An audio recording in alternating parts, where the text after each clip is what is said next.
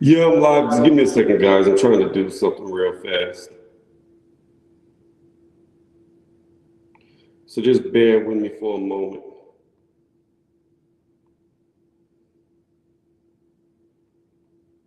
See, this is so weird. It says I'm live, but I'm not.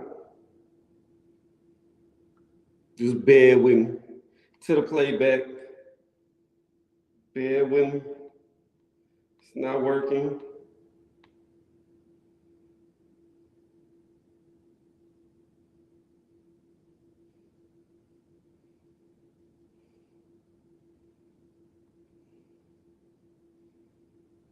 Where?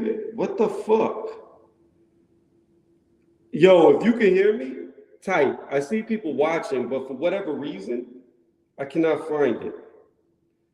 Okay, there we go. Finally. Hold on, I'm trying to put a thumbnail. I'll be right back. Give me 2 seconds. Hey, Jay Rose, what's good? If you want to hop on the panel, you can. I'm gonna do this. I'll be right back. You're more than welcome to hop on. Both y'all more than welcome to hop on. I'll be right back. Give me 2 seconds. I gotta get something out the car.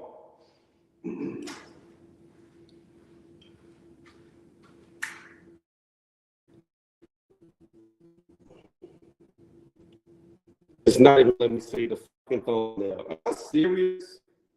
Hold on. Wow, this is trash. They're trying everything they can to F me over. All right, I'll be right back. Y'all join if y'all want to. I'll be right back. 2 seconds.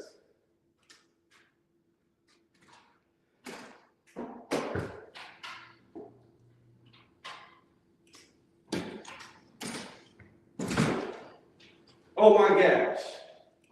I about locked myself the fuck out. Hold on. I about locked myself the fuck out. I about locked myself the fuck out. I barely caught that door. Hold on 1 second, guys.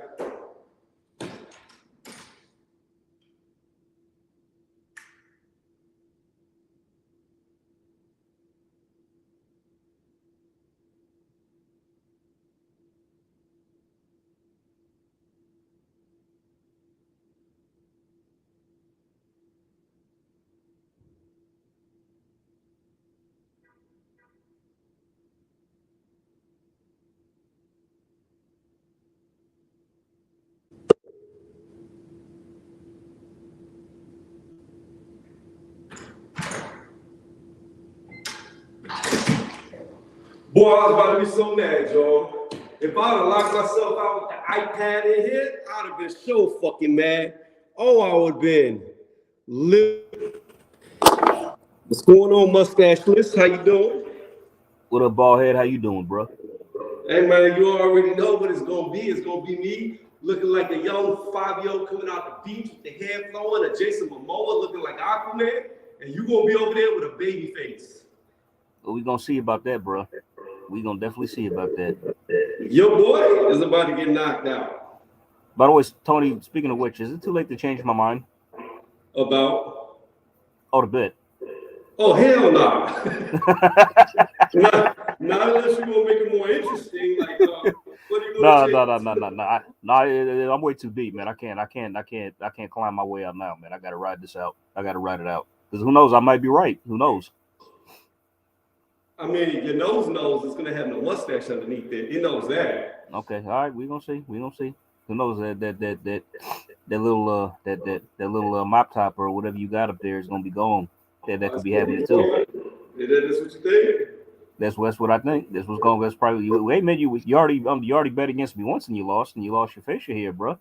So yeah, but like I said, that was with a bet that I was willing to take that I could potentially lose. Like that was we already knew. You thought George was gonna pull it out. You thought George was gonna pull it out. Let's be real. Come on. But in that fight, I made no arguments about his possibilities of losing. The thing is, there's no way Calib can beat Benavidez. There's just no way. He's going to get beat down. We'll see. And you know it. We'll see. You know it. That's why you want to change your bet. We'll see. You ain't got no faith. But the press conference was today, right? Yeah, I missed it though. Yeah, I didn't see it either. I was doing the sleep shit. Fuck these damn grave shifts. Oh, you sleeping? Yeah, just got up Yeah, literally got up like an hour ago. So yeah, I'm right there with you. I got up like an hour ago. I came home, I knocked the fuck out, didn't get up till now. I'm trying to tag this video. hopefully it's gonna be a good card though, man. Looking forward to it though. Hopefully they stack the undercard pretty good. Have they announced the undercard yet? I don't think so. I mean, I was pondering on whether or not I'm gonna buy it. I still probably might. I mean, but it depends on how the undercard is looking. Then that'll make my choice if I'm gonna buy it or not. Well, they better make it good because from what it's looking like, Paramount's about to drop Showtime Boxing. That's what I've been hearing for the longest time. Yeah, I mean, I heard people talking about it, but I never knew it was serious until I seen an article, and it was something like Showtime or no, it was Bob Arum actually. The article was about. He said some shit about like what did he say exactly? He was like boxing doesn't need Showtime or something like that. Yeah, because typically it's never been a sports network for the most part. Right. But I mean, and the viewership has been dwindling over a while. I mean, nobody's watching this shit. I mean, like, so it's like something's got to give. And like, if that happens, like, what the hell are the fighters going to do? They're going to stay there. They're going to jump ship and go somewhere else. Well, then they'll have Fox left, but I think that contract's up pretty soon. So basically, if Showtime goes away and Fox goes away, the PBC is dead. Yeah, they're dying on the vine, bro. That's like I don't give them any more than probably a year and a half. You know what I'm saying? I think by 2025 they may be finished. They may not even last that long, AJ. What are they going to do with a promoter or broadcasting? Yep, exactly. What's going on, Jay Rose? Well, hey, what's up, man? How you doing? Thanks for having me on, man. Yeah, anytime. You know what's funny? Before you started typing on my video, I believe with you, AJ, I think I was talking about, I told you about Jay Rue. No, was it you or was it Regulator? I don't remember. Might have been Regulator. You were Regulator. I told about Jay Rules. I was like, yeah, he subbed to my channel a long time ago. And people don't know it, that I go back and check on them if they have channels randomly, periodically, just because they sub to me. So I brought you up like a few weeks before you randomly started messaging me on my video. Oh, man, I appreciate that, man. I enjoy the channel, man. There's only a couple boxing channels that I really watch, and you're one of them. I appreciate that. No problem, man. Plus, I say this, I think you might be the only motherfucker on here that's actually bigger than me. Yeah, you're a big dude. I'm looking at you right now, man. You about to put in work. Nah, I see you. I think you're bigger than me. I think you outweigh me by a good bit. What you weighing in at? Like 225. Okay. Yeah, I'm like 245-ish right now. Yeah, I figured. Heavyweights, bro. Heavyweights. Yeah, man. Matter of fact, I was gonna work out in about probably 2 hours from now. Yeah, I say I don't want to work out and do live chats on here at the same time because people click for boxing, not working out. But it's like my time is so limited between working on that if I want to get a video out and a live, I just have to combine them. I don't have a choice. Oh yeah, man. Kill two birds with one stone. I got you. Already. So how you feel about this fight coming up? Benavidez, Calib Plant, who you got, why you got him? Is AJ gonna lose his mustache because he thinks Caleb's gonna win? Oh, here we go.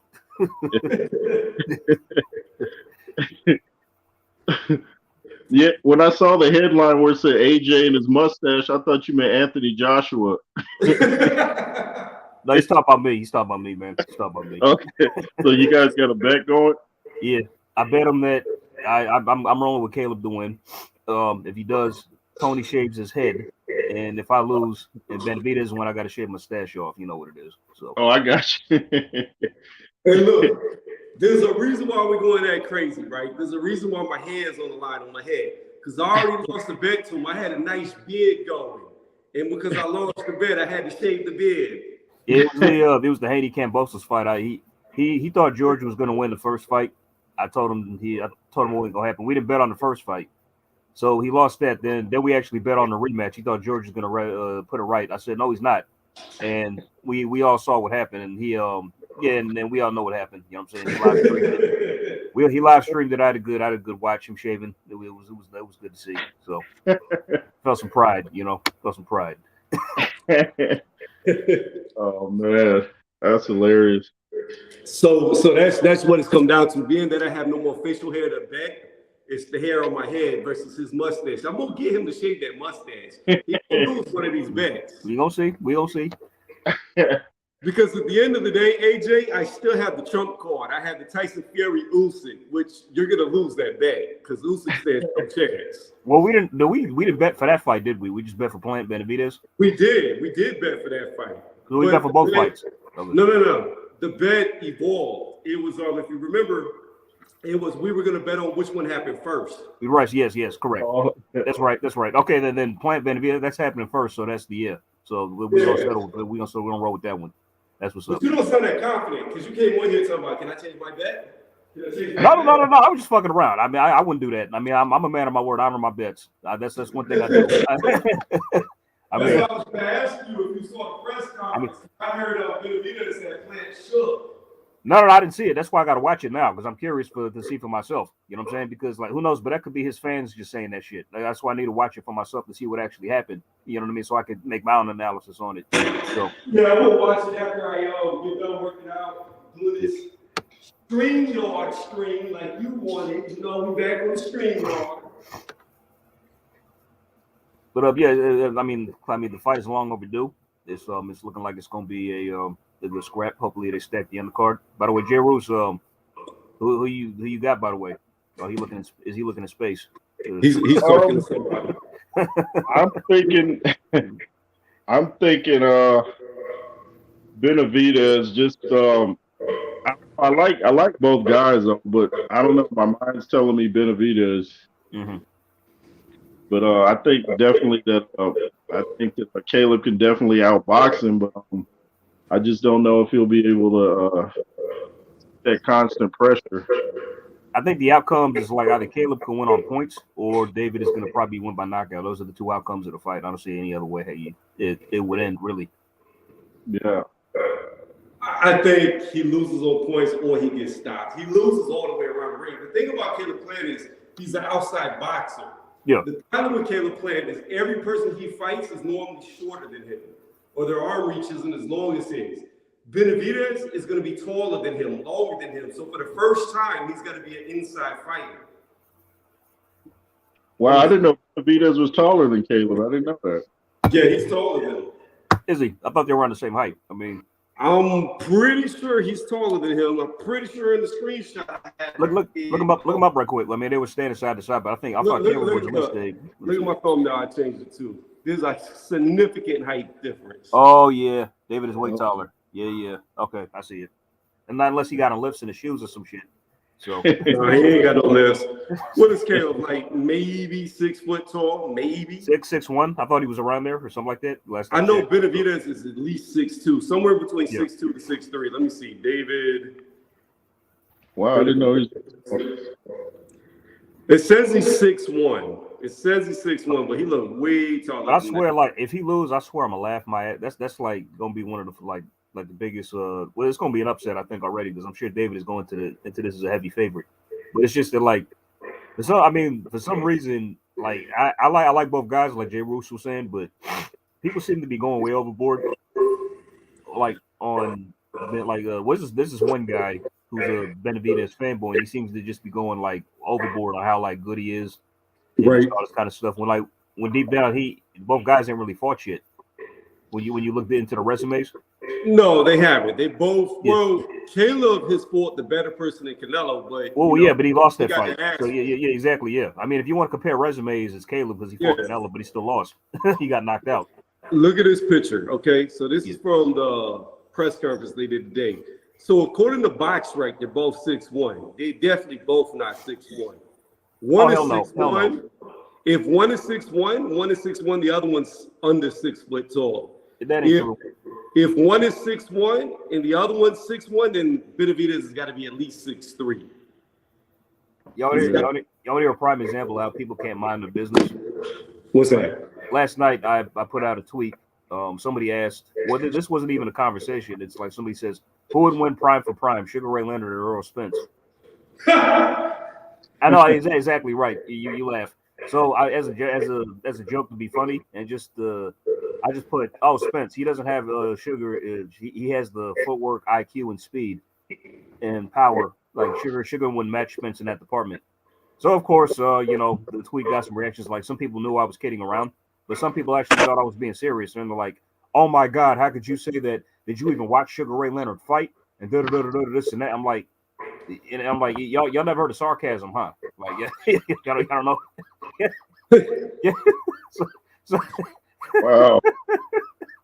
Boxing fans are something special nowadays. It's so reactionary. I mean, it's like they can't tell when somebody's just literally joking. I mean, seriously, like Spence versus that wouldn't even be competitive. I wouldn't even give Spence 5-6 rounds against prime Sugar Ray Leonard. Are you kidding me? He'd get knocked out fast. He would get barraged by so many fucking shots he wouldn't know what to do. Y'all remember what happened to Dave Boy Green? Who? Dave Boy Green. He's a fighter. Sugar Ray Leonard. It's probably one of his best recorded knockouts. He like 2-pieced him twice. It was like a 4-piece chicken biscuit, like punch. Like he 4-pieced like 1-2, and knocked his ass out cold. And like it was like 4 rounds. Like it was after he became champ. I'm gonna have to pull that up. Sugar Ray Leonard versus Dave Boy Green. I think that was the guy's name. Some British fighter. Yeah, it was in the early '80s, man. That's why one of Sugar's best recorded knockouts. Wow. I'm gonna pull that up. Sugar Ray's best win is Hagler, though, by far. Oh yeah, I'd agree with that. I concur. Yeah. This dude, look, I've watched the fight, and I know a lot of people say Hagler won, and I disagree. I think Sugar Ray won that because Hagler was missing all night. He was. It's controversial. It's controversial, but I think I saw it. But Hagler came back. I'm trying to remember if I haven't seen it. I mean, it might have been a while, but what I remember, Sugar had I like you're right, Tony, for the most part. But Hagler kind of came back in the mid to late stages, and we started piecing Sugar up a bit. Yeah, they caught us going like. I mean, you gotta understand. At the end of every single round, Sugar Ray would unload on him. That was his plan. He said that. He said he'd do them shoe shines for like 30 seconds because, like, I don't know if you noticed, he had one of his guys yell out 30. Go in. But what I was gonna say is people like to forget that Sugar Ray had been retired for like 2 or 3 years. Yeah, exactly. And then he got in the ring to fight Hagler, who was a reigning champion, the number 1 guy, the longest reigning middleweight ever. And he comes off the couch 2-3 years later and then does it. Like, come on, man. That man's so great, it doesn't make sense. I was in junior high when that fight took place, I think. Damn. What's that? I wasn't even born yet. No, none of us were. What year was that fight? 87. Like 87 or somewhere around there. March of 87, I think. Not quite born yet. Not quite. Close, but not quite. So I'm definitely the oldest in the building right now. I'm in second place. Tony's third, I think. I'm slightly older than Tony, but not by much. Okay. But like y'all know why Sugar Ray chose to fight Hagler like that? Why he just chose to keep it long and just box? Because I think his plan was to go toe to toe, but he sparred with during his training camp he sparred with a middleweight who was a sparring partner, and I forget the guy's name, but I think this guy he either knocked Sugar Ray out or almost knocked him out. Wow. During that training camp, and that's when he changed the strategy. He's like, okay, I'm just gonna box this guy. I'm not gonna go toe to toe like my original plan. What's going on, fellas? What's going on, brother? What up, Mike? Not too much. Not too much. It's so funny that you guys are talking about Marvin Hagler and Sugar Ray. Yeah, they kind of have the same type of animosity that Benavidez and Plant have. Did you see the press conference today, Prodigal? No, I didn't. But I heard it was pretty spicy. Yeah, I heard Plant kind of went coward mode, but I don't know because I didn't see it. You see Jay Roos? Or you see the press conference? No, I didn't see it either. And nobody fucking saw it. Because I remember, I've always seen videos of, I remember, I think they had a sparring, and then, Benavidez pulled up to Calib's gym. And I saw that shit. I saw that. Yeah. It's like they got to do some confrontation. And Calib is like, okay, one thing that I didn't agree with Calib that was kind of like iffy. Like, okay, like the confrontation was dissolved. Caleb throws a sucker punch and tries to run. Yeah, he tried to sneak him. He tried to sneak him. I'm like, seriously, bro. It's like he knew that it's like he threw the punch like he knew the shit was about to be broken up. You know what I mean? Yeah, he tried to sneak him. It's like when somebody holds you back, but you still try to hit the person who's trying to like beat you up. He tried to do that shit to Canelo too. They got that face lit up. Yeah. Matter of fact, Ishai Smith said it best. He said this on Twitter a while back. I remember. He said, you want to know the definition of a bitch? When you know there's a crowd around of people, when you know it's going to be broken up, try to act like you're all about that life. Bro, I had a homeboy that was like that. Like in high school, I had a friend that was like that. Motherfucker was a hothead. Always starting fights. We always get in the club fights. Always. We had enough of that shit. One time we just wanted to. We was like, man, fuck it. We gonna let him handle it on his own and see what happens. That dude got drugged all over the fucking club. Like, we just stood back and watched. Yeah, we peeled the guy off eventually, but we let him get it because we was tired of it. I understand. You know what that reminds y'all remember Friday? Yeah. Well, that little Chris, that kid who would always fuck with Craig and Day. Hey, he would run like a little bitch, and they got his ass near the end of the movie. Yeah. Oh man. Are you guys also doing the? Are you going to do a live watch along for Baumgartner's fight, Tony? Say that again. Are you going to do a live watch along for the female fights this weekend? Oh yeah, you already know Serrano, and then you know Cheeks, aka Cakes, aka Yams. We gonna watch her. Yeah, that's my future ex-wife, Tony. You better watch that. So that's gonna be a really good card. I like that card. I like it a lot. I might do it for the Barboza card too. I might go live for that as well. That's actually it's a good fight he's taking Jose Pedraza. He could be a little spoiler at 140. So, but I think Barboza's got this. He probably gonna I don't know if he's gonna knock out Jose or point him because he's never been stopped at 140 from what I know. Every time he stepped up, he's lost, but he's always been on point, and nobody's been able to stop him yet. Not even Jose Ramirez, because he was giving Jose Ramirez that work, man. I'm not gonna lie, he was giving him fits for some rounds in there. Yeah. Did you guys see Berlanga sign with Eddie Hearn? No. They're just having a meeting. I don't think they signed. He signed. They're just having a meeting. I don't think he signed though. Cool. I think for some knowledge. Because I'm like, he's gonna. Bro, it's like Eddie must really want him. Who's he gonna fight? That's what I'm saying. If you sign this dude, it's like, bro, he's gonna get beat, man, even quicker. He's not gonna match Edgar Tough. Who are you gonna feed? Who is he gonna feed him to? I don't know. He don't have no super middleweights for him to fight. I don't think. That's it. It's gonna be kind of a similar situation to Demetrius Andrade all over again. Yep, more or less. So I don't know what the fuck Edgar there's a big difference. There's a big difference, probably. No, of course there's a major difference. A good fight. Like Andrade can fight. So but I'm saying, like, a good comparison. They just couldn't find nobody to fight him. That was the issue. But Berlanga, that dude's a knockout waiting to happen. Bro, I'm telling you, it's like I don't know about you. I never bought into that one punch knockout shit for 16 fights. I never bought into that shit at all. It's like I'm watching that shit. It's like, come on, man. Like, there's something's going on here. I mean, it's careful angling. That's what that was. Yeah. It's just that they put a bunch of cab drivers in there. Yeah, they had him kick a bunch of cans. That's it. Then he got in there with DeMond Nicholson. That ended his streak. And then like the two fights after that with Dinner Rolls and Gulo, we saw what his levels were pretty much. Yeah, low as fuck. Yeah, he tried to turn Angulo into a vampire or a Puerto Rican or whatever he was doing.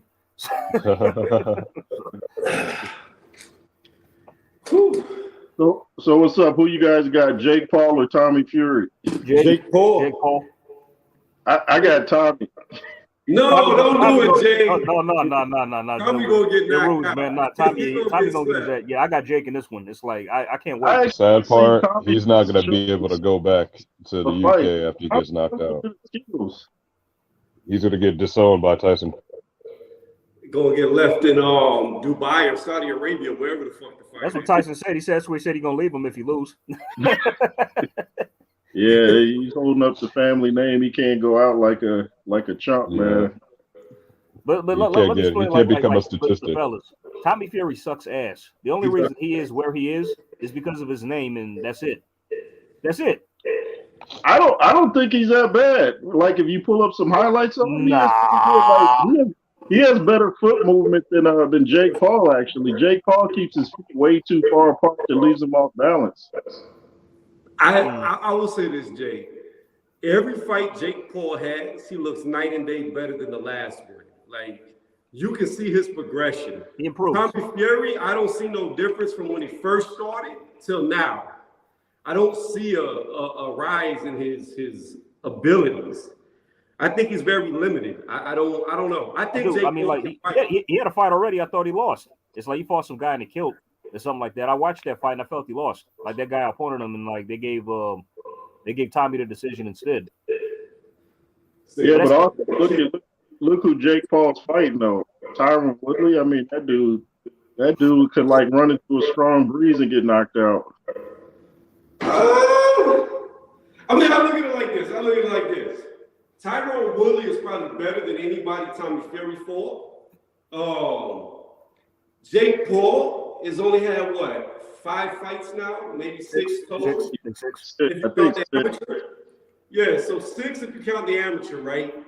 This dude has fought in his last 3 fights, even though they were boxers, still world champion, world champion, world champion. We also got to give him the Anderson one. Yeah. Well, hold on, the last world champion he beat in Anderson Silva beat an ex-boxer. Beat an actual world champion. Yeah. So, I mean, if he was amateur boxing, nobody has fought the quality of opposition in 6 fights that Jake Paul has on any amateur level. This dude is well beyond what you would be fighting in the amateurs. I'm sorry, Tyron Woodley would run through dudes in the amateurs with only 4 or 5 fights. I think the dude is a good fighter. Will he be a world champion? I doubt it, but No, I don't think he'll go that far. Probably not. I don't know though, because I don't know what his cap is. He just keeps getting better. That's This what is I'm what saying. I'm I mean, saying. it's like When you have an unlimited amount of money, you can do pretty much anything. Yeah, because it's people like- try to act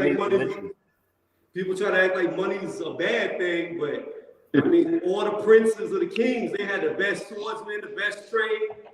They were the best warriors on the battlefield. Yeah. He has all the best. What does that say about UFC fighters that a YouTuber can come in and like blast them like that? It's like, are these guys really that bad? No, the problem is. Sorry, go ahead, problem. Yeah, the problem is this is the age-old saying. Boxer who becomes an MMA fighter has a much easier time versus an MMA fighter who becomes a boxer. Correct. Exactly. It's That's very, what I was about to say. That's true. Yeah, because Jake has more. Very difficult. I mean, like even though he's fighting MMA fighters in the boxing ring and kind of owning them, Jake has a lot more experience boxing than these guys. Even if he hasn't fought at the top level. I mean, these guys are getting these fights and they're having like these training camps where Jake has been probably doing this for years now. You know what I mean? Inside the gyms and stuff like that. To me, it goes deeper than that. Here's what people don't understand. Because I've heard Jake Paul talk, right? I don't know nothing about him, but the interviews I've seen since he went to boxing. Everybody gets stuck on the fact this dude was on Disney. Everybody gets stuck on the fact that this dude was a YouTuber, right? But they completely gloss over the fact that this dude was a nation-ranked wrestler before he ever went into boxing, before him and his brother were ranked nationally. Yeah. They were like in the top 10 in their state for being a wrestler. So that tells you they were already athletically gifted. Yeah. So people like to look over the fact that these dudes are already gifted athletes that are now pursuing a sport. Yeah. By the way, Tony, like I seen Logan recently in the WWE where he doing his thing, bro. Like yeah. I'm not but he always gets injured though. That's the problem. Though. I'm not gonna lie. I mean, like, but Logan is doing his thing. I saw some crazy shit that my homeboy sent me. Like he did like some double like he did some crazy shit in the ring recently against like some opponents. Like, damn, whoa. Yeah, they gave him a championship match. Yeah, against like the top WWE guy. I was like, geez, imagine if he won that. I would have been like, that's crazy. But here's something that doesn't give me confidence in his ability. I think honestly, like when it comes to it, Tommy's just putting up a front.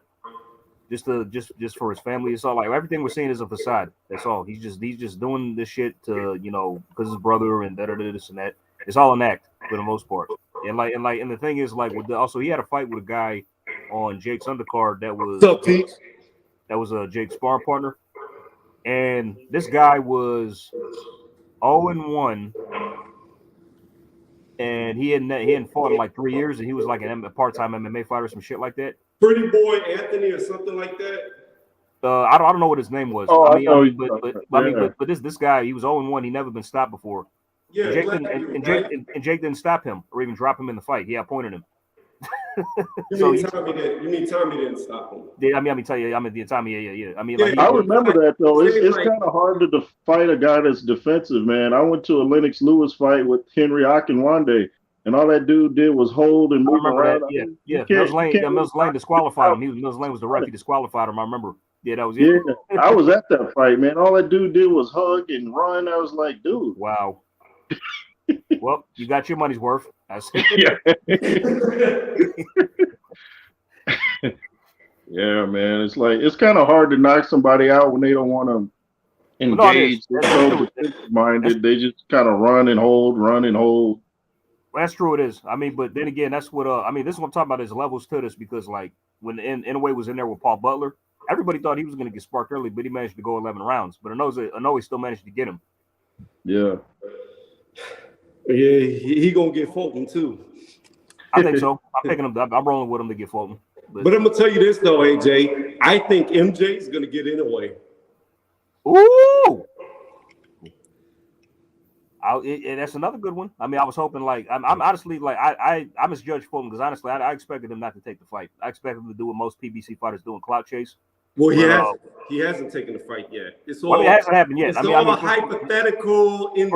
According to my ether, my inside sources, the wheels are in motion for the fight to happen. And if he does do it, then I misjudged him. And I have a question about that. You know who wrote this though? You know who wrote this? AJ, Mike Coppinger. You know what Mike Coppinger also said? Terrence Crawford and Earl Spence was already signed. It's going to happen. So I don't believe shit. Mike Cappinger, I know. Yeah. Tony, will this run the risk if Fulton is to win? Does it become a similar story? Like if he gets pound for pound, do you think he deserves pound for pound if he was to beat Inoue? No. Okay. Just like I don't think Beeble should be on the pound for pound, in my opinion. I can't. So if Fulton beats Inoue, right, and then he goes on to fight MJ and becomes undisputed, you have to put him on the pound for pound because he solidified himself at the best at his division. But my problem is the same thing with Beeble.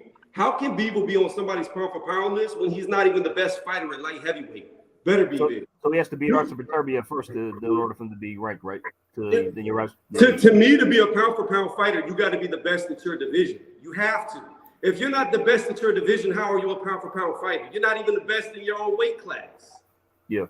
So now you're telling me you're better than all these other people in different weight classes when you're not even the best at your own weight class? Makes no sense. Yeah. It's like you first got to conquer your division. What's that? It's like, first you got to conquer your division before you're in the talks for that, you know? Exactly. And what are your thoughts on Go ahead, brother. No, I was gonna switch gears, but finish your thought. I'm sorry. No, go ahead. We can switch gears. I would say, what are your thoughts on Conor Benn getting ranked back again by the WBC? I think it's bullshit. How much you pay him? How much they pay him? Mauricio, all about them sanctioning fees. Like he's gonna pay us how much? He's probably gonna give him a belt with an egg on it.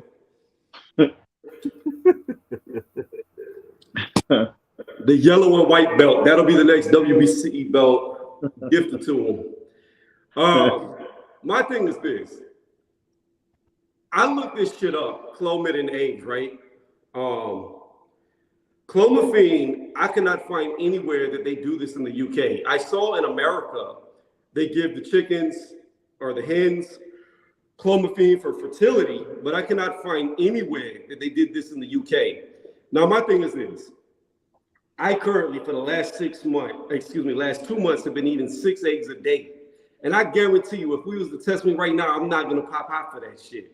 And I know for a fact they do it in America. I don't know if they do it in the UK. It's bullshit. It's just bullshit. Well, you eat 6 eggs a day? Huh? You eat 6 eggs a day?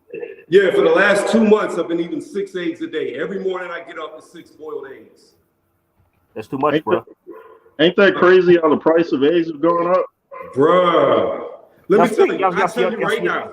Yeah. So before I got injured, about 6 years ago, maybe 7 years ago now, right? When I had really all my weight, I was big, strong. I used to go to Walmart and buy the 60 eggs that come in their carton, right? Yeah. That shit used to be $4. That's it. $4. Today, that shit's $25 here in Oh my gosh. So I'm This is what I was saying. Y'all ain't lying. Like, I think there's an egg shortage going on too, because I tried to buy some eggs from Costco this week. I couldn't buy none. Even egg whites, they'd have had that. Oh my gosh. They were sold out. Like from I usually get the I'm with Tony. I get the 24 pack from Costco. But I tried to get some this week. Couldn't find none. They This don't is what I want was to telling people. You might want to get the chicken before the egg. Might want to get the chicken before the egg this time.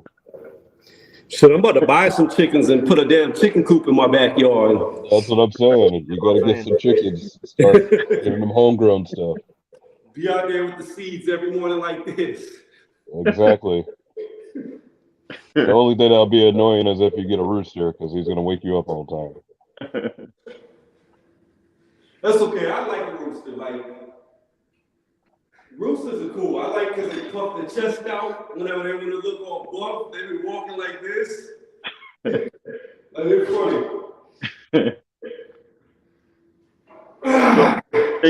So who you guys got? Ruiz, Wilder, if they do fight? Honestly, I was thinking about. It's funny you mentioned that. I was thinking about that like literally like a few days ago. Just trying to analyze how the fight would go in my head. All right, here's what I've come up with.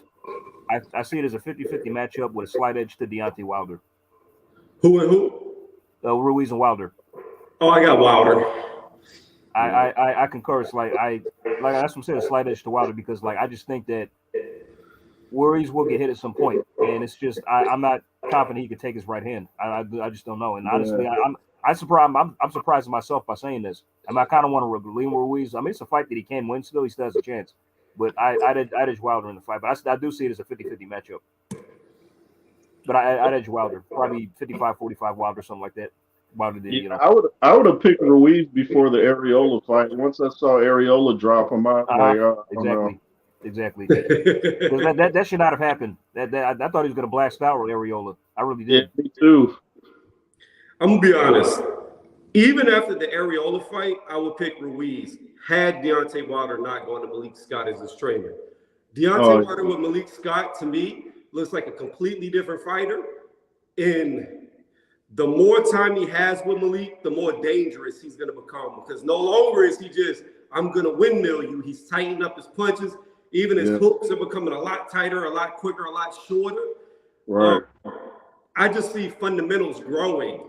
And it's crazy that he's 37 years old and just now getting these fundamentals. So he might just now be hitting his peak. This might be him coming into his best, even though he's older. So with Malik Scott, I give Andy Ruiz. I don't even know, because I used to think that Andy Ruiz could close the gap, get on the inside, use them fast hands. But now that Wilder's showing short hooks, I mean, he'll catch a short guy. I give it 80-20 for Wilder. I think he's just going to beat him. And if Usyk can pull out the upset and beat Fury, I think Wilder can beat Usyk. I think he's going to beat him. I think he's going to knock him the fuck out. That I've actually disagree with. But I've always believed that Wilder could beat Usyk. I've always believed it. I think Usyk would give Wilder a boxing lesson like he ain't never seen, man. That's what I think, Jay Roos. That's what I think. But here's the problem. This is the thing. Usyk is a way better boxer, way more technical, he's better at foot positioning, knowing everything, right? But Wilder is extremely fast, like a sprinter when he explodes.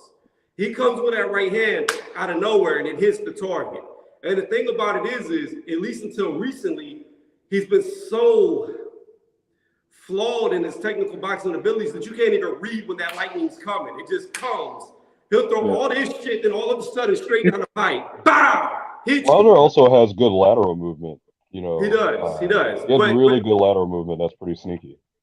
And a guy at only 6'3", maybe 6'3", probably really 6'2", he's gonna get hit. It's not a question of. It's just a question of when he gets hit. And if he gets hit and he can't take the power, what the fuck is he going to do? Because Wilder is very good at hitting shorter fighters. He's very good at catching them at least once. By the way, Tony, let me ask y'all a question right quick. Do you guys think that Deontay Wilder is a pressure fighter? No. No, Okay. I don't. Okay, thank you. I just wanted to confirm this. I don't think I so. was on Bring IQ's panel like just a few days ago. There was this guy who pretty much argued for like 20 minutes straight about how Deontay Wilder was a pressure fighter, and like we're like, bro, no, he's not. Like, just kept saying he's pretty much like honestly, he's a puncher and a counter puncher. That's pretty much what we classify him as. I would say he's more like a. I don't want to say a sharpshooter because his aim, his technical ability. Not because he waits to throw. He waits to throw. He's more like a. If we were going to equivalent it to shooting, he would be more like somebody who's really good at ricochets. Like this shit come wild and it hits you. Yeah, I mean, plus you know that guy who kept saying that, right? Like the funny thing is, like the whole what pretty much killed the argument. He himself said before he started arguing with us for 20 minutes, Deontay Wilder doesn't apply pressure. They went on to argue with us for like 15 to 20 minutes about why he was a pressure fighter.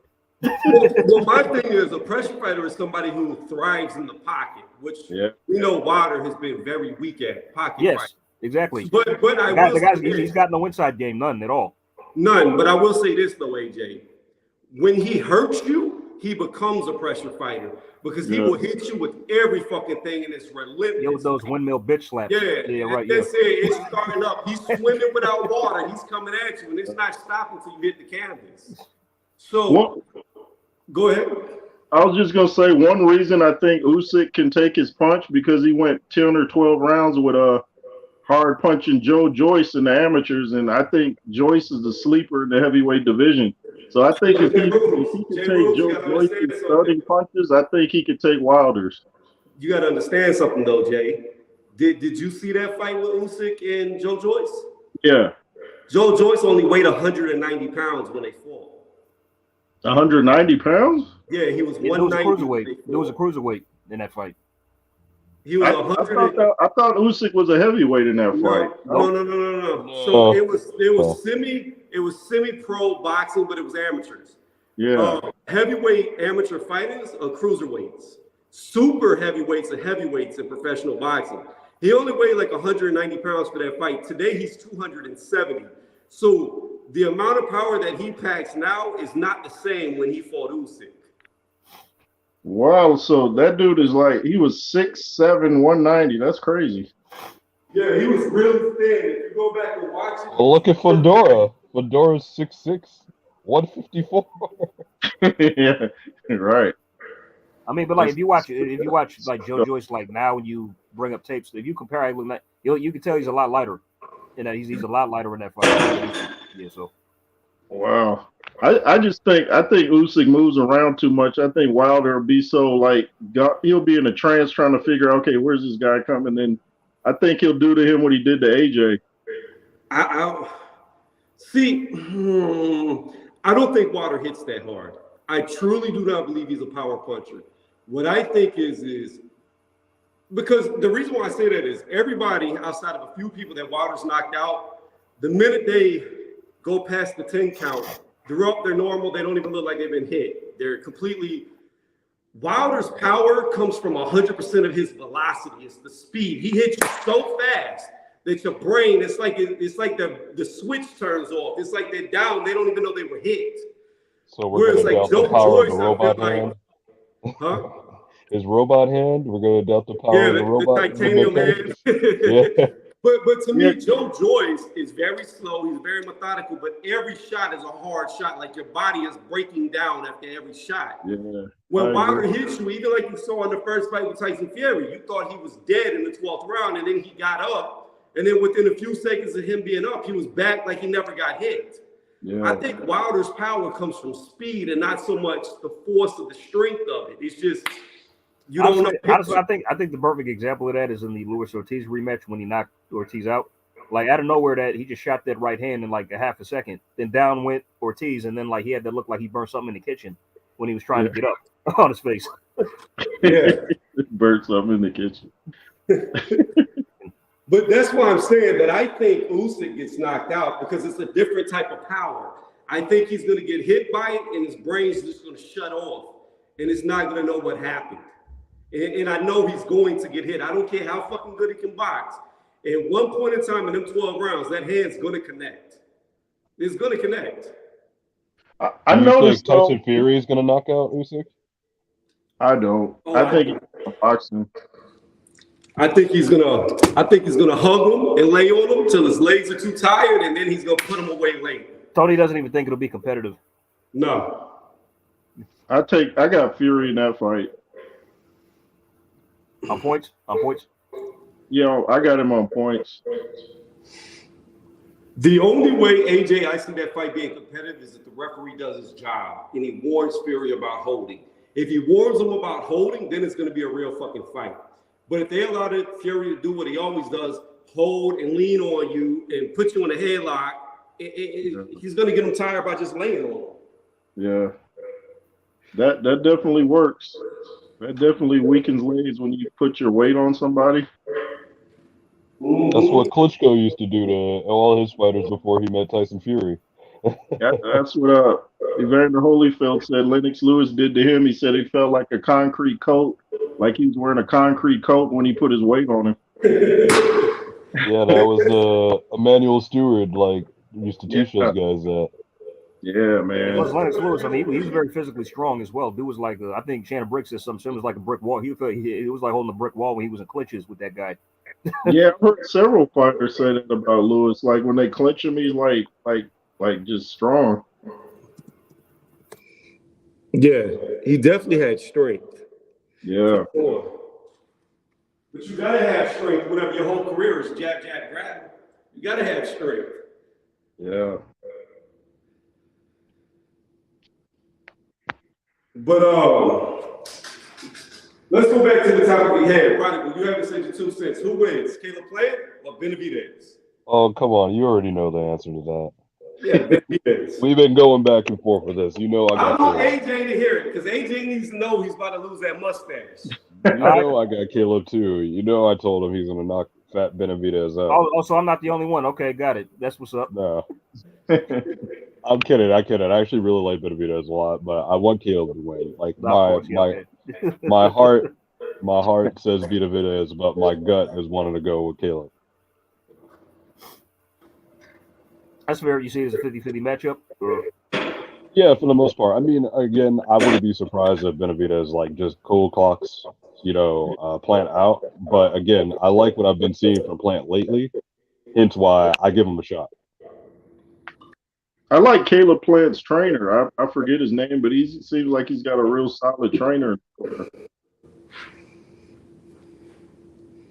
There you go. There you go, AJ. That's for you. Okay. All right.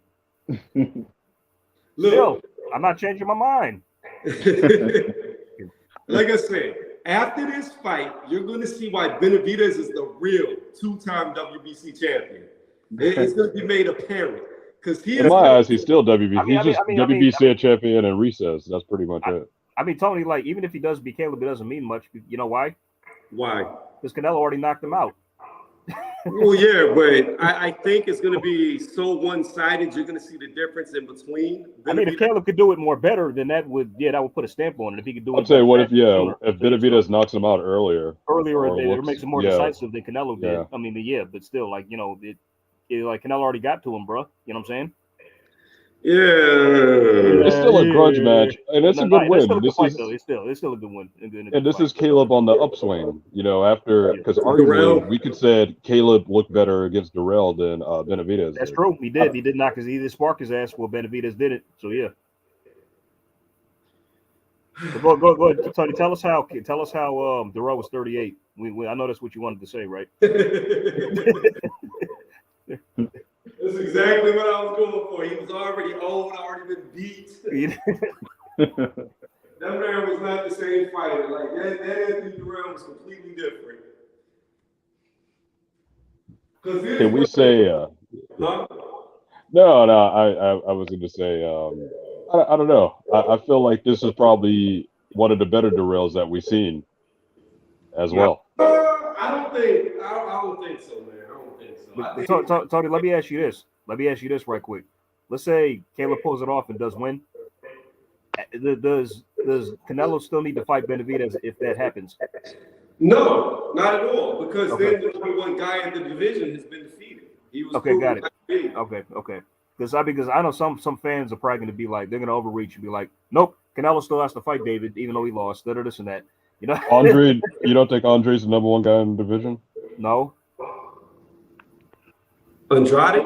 Yeah. No, not at 168. I don't think he's the best or the number one guy in the division. Andre, you mean the guy, the Andre who just got dropped by a journeyman in the Yeah, but that's okay. That's okay. He was coming off of an injury, a long layoff. First Tony, time. let's not do that. Let's not do that. Don't make excuses for him. It's true. It's true. Right, guys. What's I'll that? be right back. I'll be right back. All right, Jay. Oh man. It's true. He was coming off a long layoff, an injury. He had his knee wrapped, going in there looking like a Sergio Martinez. Like, come on, bro. You know that it's real. Ring rust is real. I know, but And he was toting more weight than he's ever toted before. But here's the thing. He still outboxed that dude for damn near the whole fight. yeah, got dropped in the process though as well. That's okay. But Canelo's not going to be able to drop him. Canelo's much smaller, much shorter. Canelo's not a 6'3" fighter like the guy who dropped Andrade. He's not tall. He's this tall.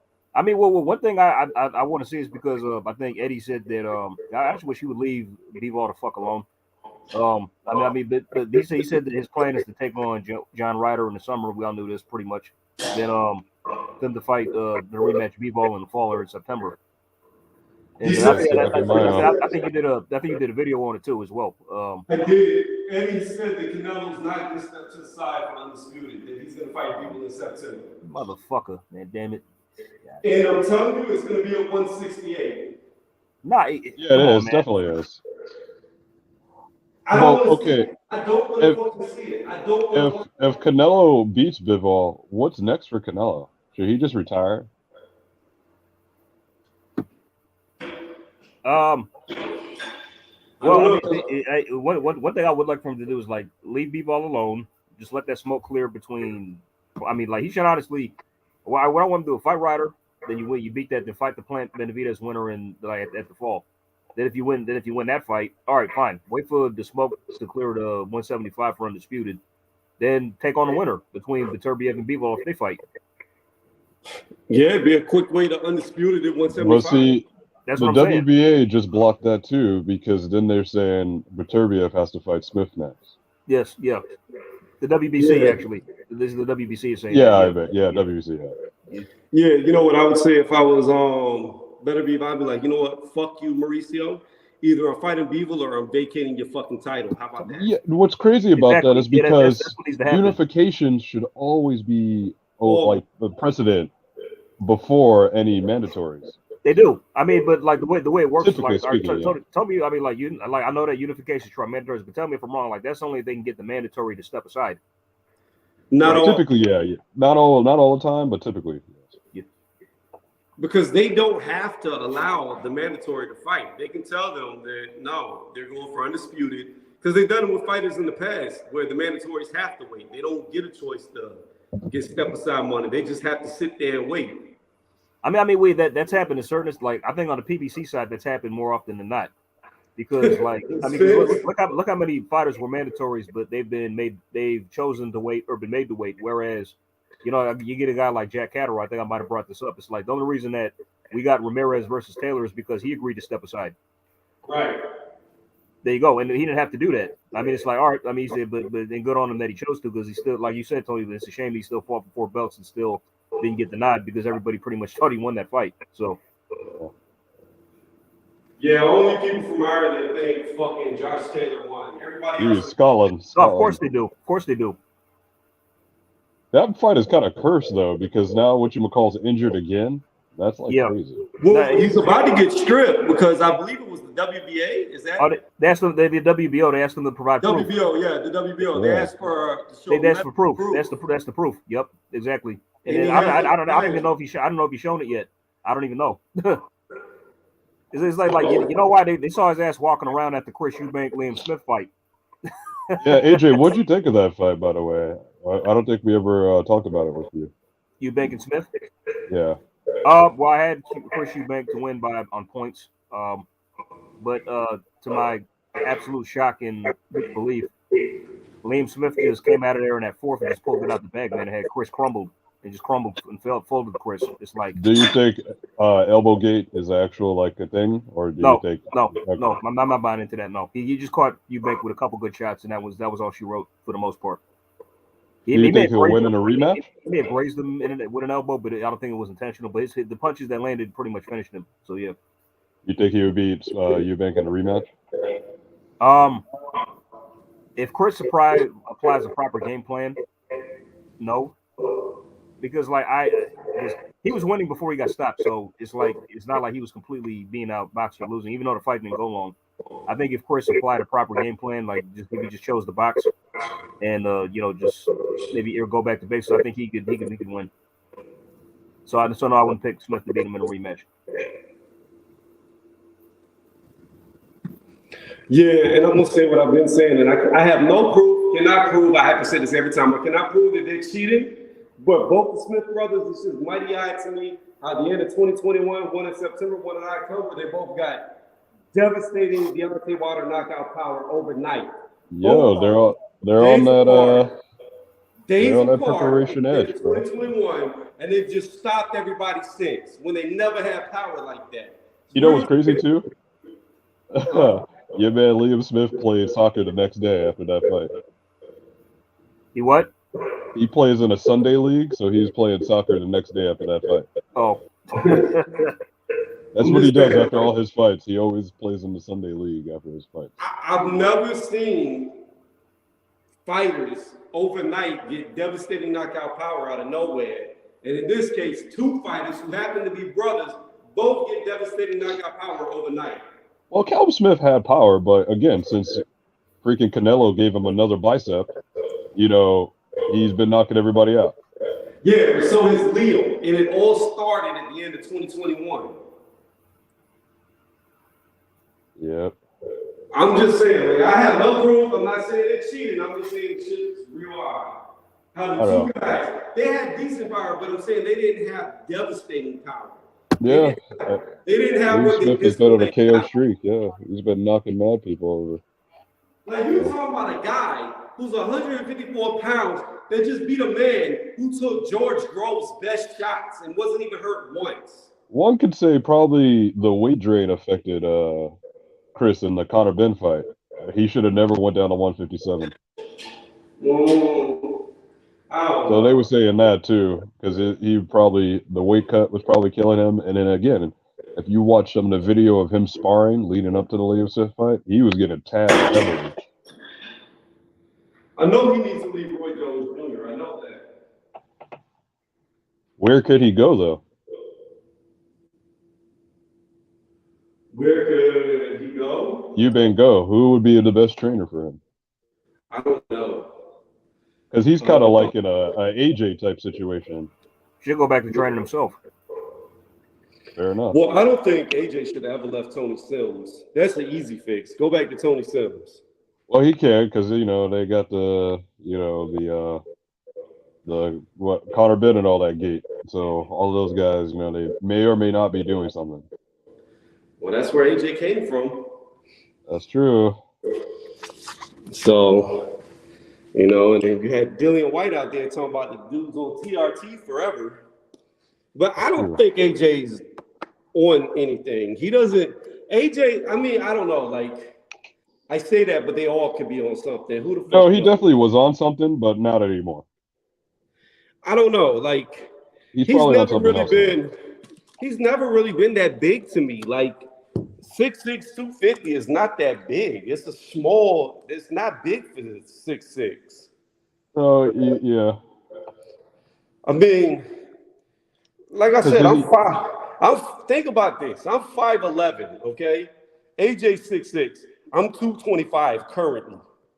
Yeah. Like there's not much weight difference between us whenever he was at his biggest, and I'm 7 inches shorter. He still has like, but you can see his muscle development difference between like when he was an Olympian till now, and then also in between fights. So when Ruiz won, he looked a lot different than what he did in Ruiz 2, and then post ever since. Yeah, like that was probably his like biggest at Ruiz 1.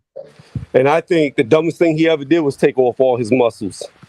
I do too. Well, see, that's a lot of people think he was better when he doesn't have that much muscle lugging around because he has stamina issues. And again, I go through this every time. I've done this with so many people. AJ's heard me do it, and I don't know if I've done it with you, but let's do it. What fights did AJ have stamina issues in? You would say he was starting to get tired. Well, and especially in Ruiz 1, he was getting tired because he blew his load pretty much. I don't think he got tired. I would disagree. So? I don't think he got tired at all in that fight. I think he got caught and he got knocked loopy and he never recovered from the punch. I don't think he was exhausted at all in that fight. When you get hurt, you're hurt. Like, you know what I'm saying? Then when you have a buzzsaw on top of you that doesn't stop cutting you like Ruiz was doing to him, Ruiz gave him no room for rest. Like the minute every bell rang, he jumped on top of him and just swarmed him. I think in Usyk 1, he was also kind of weighing a little bit because Usyk could have knocked him out a couple times. Okay, well, if he was tired in Usyk 1, he was only like 237. He was much smaller. So he didn't have his muscles in that fight. AJ fought better when he was muscular. He threw more punches. I agree. So these are the fights that everybody normally tells me that AJ got tired in. First, they go to the Dillian White fight. They're like, he got tired against Dillian White. No, and he just paced himself. He took breaks. Well, a lot of people say he got tired, and I say, well, what was the end result of that fight? Oh, he knocked Dillian out. Right. I mean, even in the Klitschko fight, he got a little tired, and that's when he got caught. Okay, he got tired in the Klitschko fight. What was the end result of that fight? Yeah, he got Klitschko. He knocked him out. Then they go to Povetkin. They say he got tired fighting Povetkin. Well, what was the end result in that fight? Oh, he knocked him out. Then they like to say Takam is another one. And I'd be like, well, what was the end result of that fight? Oh, he got He just gets the second win. Yeah, he gets the second win. You just can't win, can you? You just can't win. So my thing is this. I would rather be tired knocking every motherfucker out that I fight than not get tired and lose every fucking fight that I fight, because that's what's happened to him. Ever since he lost his weight, he's now out of 4 fights, lost 2. Absolutely. I couldn't agree more, man. I couldn't agree more. So I don't adhere to this shit that muscle slows you down, muscle tires you. I don't believe it, because the guy with the best gas tank ever to box at the heavyweight division was Holyfield, and he was built like a fucking statue. Like a literal statue. And plus, if muscles are bad, how come the first thing every fighter does at a weigh-in is make muscles? All they do is this first thing. Oh, that's just flexing. Yeah, they're flexing. Yeah, they're just flexing. That's funny. No, I mean, but that's a different story, because then that goes to the age-old, like, saying, can a bodybuilder, beat a boxer? No, that's different. Yeah, that's a different type. A bodybuilder doesn't know how to fight. So there's a difference in having muscle and knowing how to fight, and having muscle and not knowing how to fight. Yeah, it's no different than a fat guy who doesn't know how to fight or a skinny guy who doesn't know how to fight. The key is you don't know how to fight, so it's not conducive to whatever your aesthetic look is. Like, that's irrelevant. That's true. We did see that the fat guy did knock out AJ. It seems like what's funny with bodybuilders and stuff like that, the people who never boxed before. He challenged was like, I'm no expert myself, right? But I've been hitting the bag for like the last few weeks, few months. I can go a good 6, 8 rounds without getting tired. So as I'm saying, if I was to actually box a bodybuilder, all I have to do is pretty much just keep them at the end of the jab, do some slight movement, and by round 3, they're going to be gassed. Then they're going to be mine for the taking. I mean, a bodybuilder who's never boxed will definitely gas him out. Yeah, but exactly. The thing is, that's why I say it comes down to how you train. Because think about this. Yeah. Let's go recently. Let's not go that far back. Who would you say had the best gas tank at welterweight? Out of all, like everybody, recent history, in the last, say, 5 years, who has the best gas tank? Terrence Crawford, he's got a good one. You think Terrence? Okay. I think so. I've never seen him tired so far. He's gone late in the fights before. He hasn't said that. Spencer's got a good engine as well, I must admit. Let's see who else. I'm gonna say, in my opinion, Sean Porter had the best gas tank. Oh yeah, of course, yes, of course, yeah. Okay, He was always leading. I would disagree. Yeah, that's true. I would disagree. You know what he was? Like football tackling people. Pure muscle bound for his height. Yeah.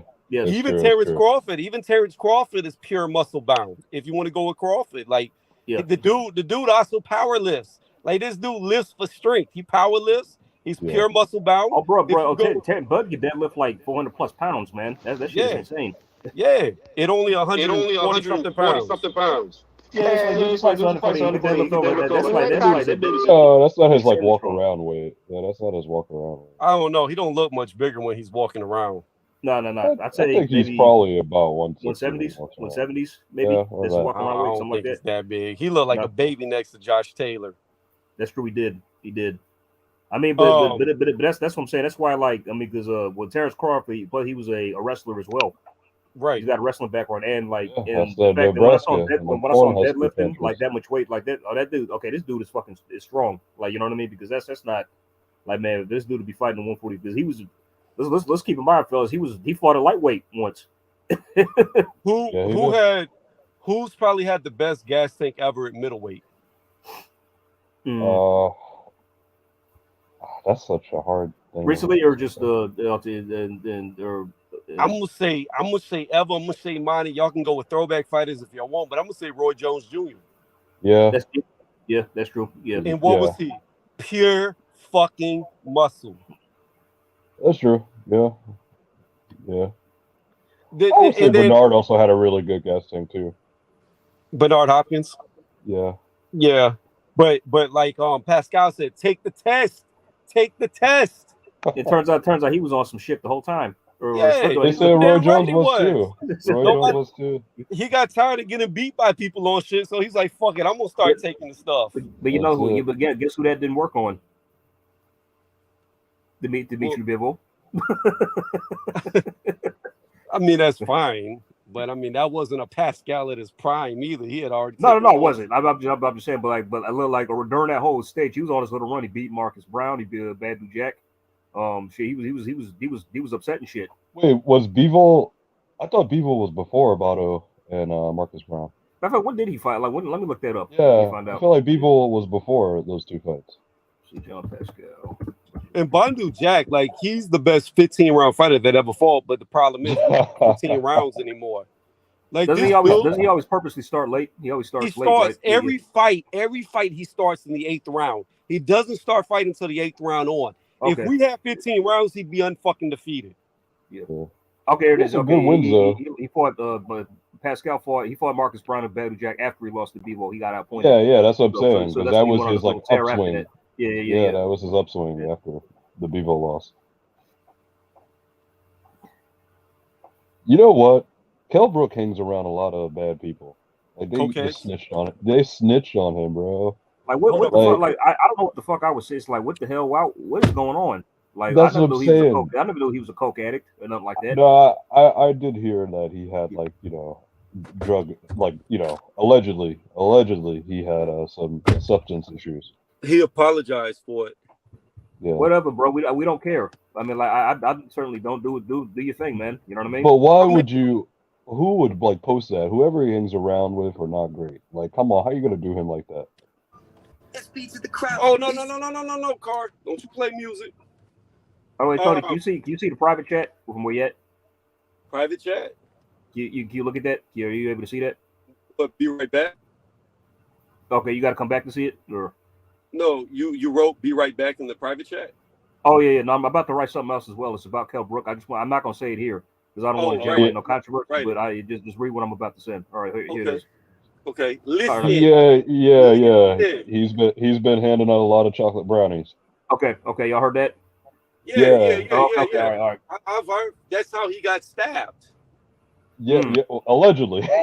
Allegedly. But you know what? I don't care because I like him. I like the dude when he was Kell Brook's the man. The crazy part is the crazy part is that they've also been saying Ebony Bridges donned them out too, saying they've been seeing each other for a while because apparently, allegedly, his wife is not in the picture anymore. Mm. He's been doing what well with who? Ebony Bridges, you said? Yeah, allegedly. Oh, that I doubt that. I don't know. I mean, yeah, I don't know. I mean, just I think they were seen together in photos, and everybody's like, "Ooh, were they?" I'm like, nah, I don't know. I mean, the one that's doing it right is David Hay. He got 2 girls. That's what I'm saying. Yeah, y'all really think that's gonna last? I mean, hey, I don't know. it's Let me modern tell y'all times something. now. That's how it is. It never does. It never I mean, does. does it really matter if it lasts or not? He's just having fun. Yeah, it's true. But still, it's all fun and games till it's over. He better not lose his money though, because like Mike Tyson once said, once the money goes, so does the hose. I think he's a pretty savvy businessman. He made some mistakes though. I think he almost did some time, like some serious time for some financial stuff, allegedly. But I think him being a promoter, and then Derek Chisora linking up with him at that time. Yeah, they got the money, and he's always on TV in the UK, so he's making money. Yeah, he's all right. I used to like David Hay. Like, I would have loved to seen David Hay versus Usyk at cruiserweight, because I don't know who would win that fight. I know. You gonna say Usyk? Of course. I don't know, man. I don't know the type of power that David had. Prime David Hay was like the man. Prime David Hay was mad fast and explosive. Who was the first guy to beat David Hay, guys? You know? What is his name? Carl Thompson. You know how old he was? He was really old. But he was 40 years old. Yeah, he was on his resurgence though. But I mean, he was on his resurgence. He still lost to a 40-year-old Carl Thompson, guys. Fair enough. So if he lost to a 40-year-old Carl, what would Usyk do? What would a prime Usyk do to him? Well, that fight. But you know what? You know what David Hay did do? He stopped Valuev in heavyweight whenever he was killing everybody. That one sucked ass. No, let me tell you something. You can say that man sucked ass. That man was a fucking boss character on a video game. But that was what? He was like 7 feet, 280 pounds. Tony, an ancient Evander Holyfield, I pointed that man and got robbed. He got robbed. But listen to me.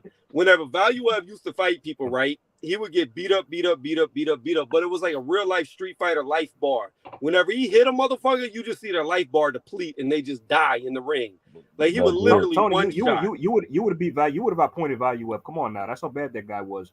Like, I mean, if you could take his punch, but he was destroying everybody once he connected. That was Goliath. That was a giant for real. Yeah. He was the equivalent to what Primo Carmero was in the 60s. He was today's Primo Carmero, whoever that guy was. Yeah. Primo. I think David Hay should have he should have became undisputed. If he would have fought Cunningham, he had a good shot of being undisputed and would have had all the belts. I think he could have beat Cunningham though. That would have been. He should have did that because I think that would have cemented his legacy even more if he would have did that. But still an all-time great at cruiserweight. Oh, look what Jaguar Paws wrote. He said all wrestlers, like college wrestling, are ripped like a tiger. It's a tiger. I'm the Tiger King. And they have cardio far higher than jiu-jitsu and other martial arts. Yeah, I mean, them fucking collegiate wrestlers, they run through the UFC. Yeah, they do, yeah. That's it. But I mean, when you think about it, when you think about like other sports like football, every motherfucker on the field's juiced out of their fucking minds, and they have endurance for days. There's guys who are 6'2" running around 260 pounds at 1% body fat. Running backs who are 5'8" weighing fucking 220 pounds of 1% body fat, never getting tired. Yep. As a matter of fact, I saw this thing on YouTube once where like Terrence Crawford, he was in the gym, right? Where this like, I don't know if this guy was a wrestler from some other country, but he looked like he was like one of these like national type wrestlers. Mm-hmm. Like Terrence took his ass down in like 10 seconds, like without even trying. It's like they grappled, then like Terrence just got him in a takedown. Like, and like I think it was all fun and games, but it's like, oh shit, damn, bro. Well, that's also a story with Kurt Angle and Brock Lesnar. He was dressed like one of those guys. Yeah, I don't know if he was from another country or something like that, but this guy was obviously Allstate. And like Terrence was just in his like some jeans and a tank top, and like he just kept this down. Yeah. Wasn't Terrence an All-State wrestler? Yeah. Was he? I don't know the like qualifications, but Probably. was he? He probably was. Yeah. I mean, if he has a wrestling background, yeah, maybe. I'm Oh, pretty no, sure yeah. he was an all-state wrestler. Got it. Yeah. I don't know, in high school or like elementary, one of those. Because I mean, that's Nebraska, dude. That's all they do out there is freaking wrestle.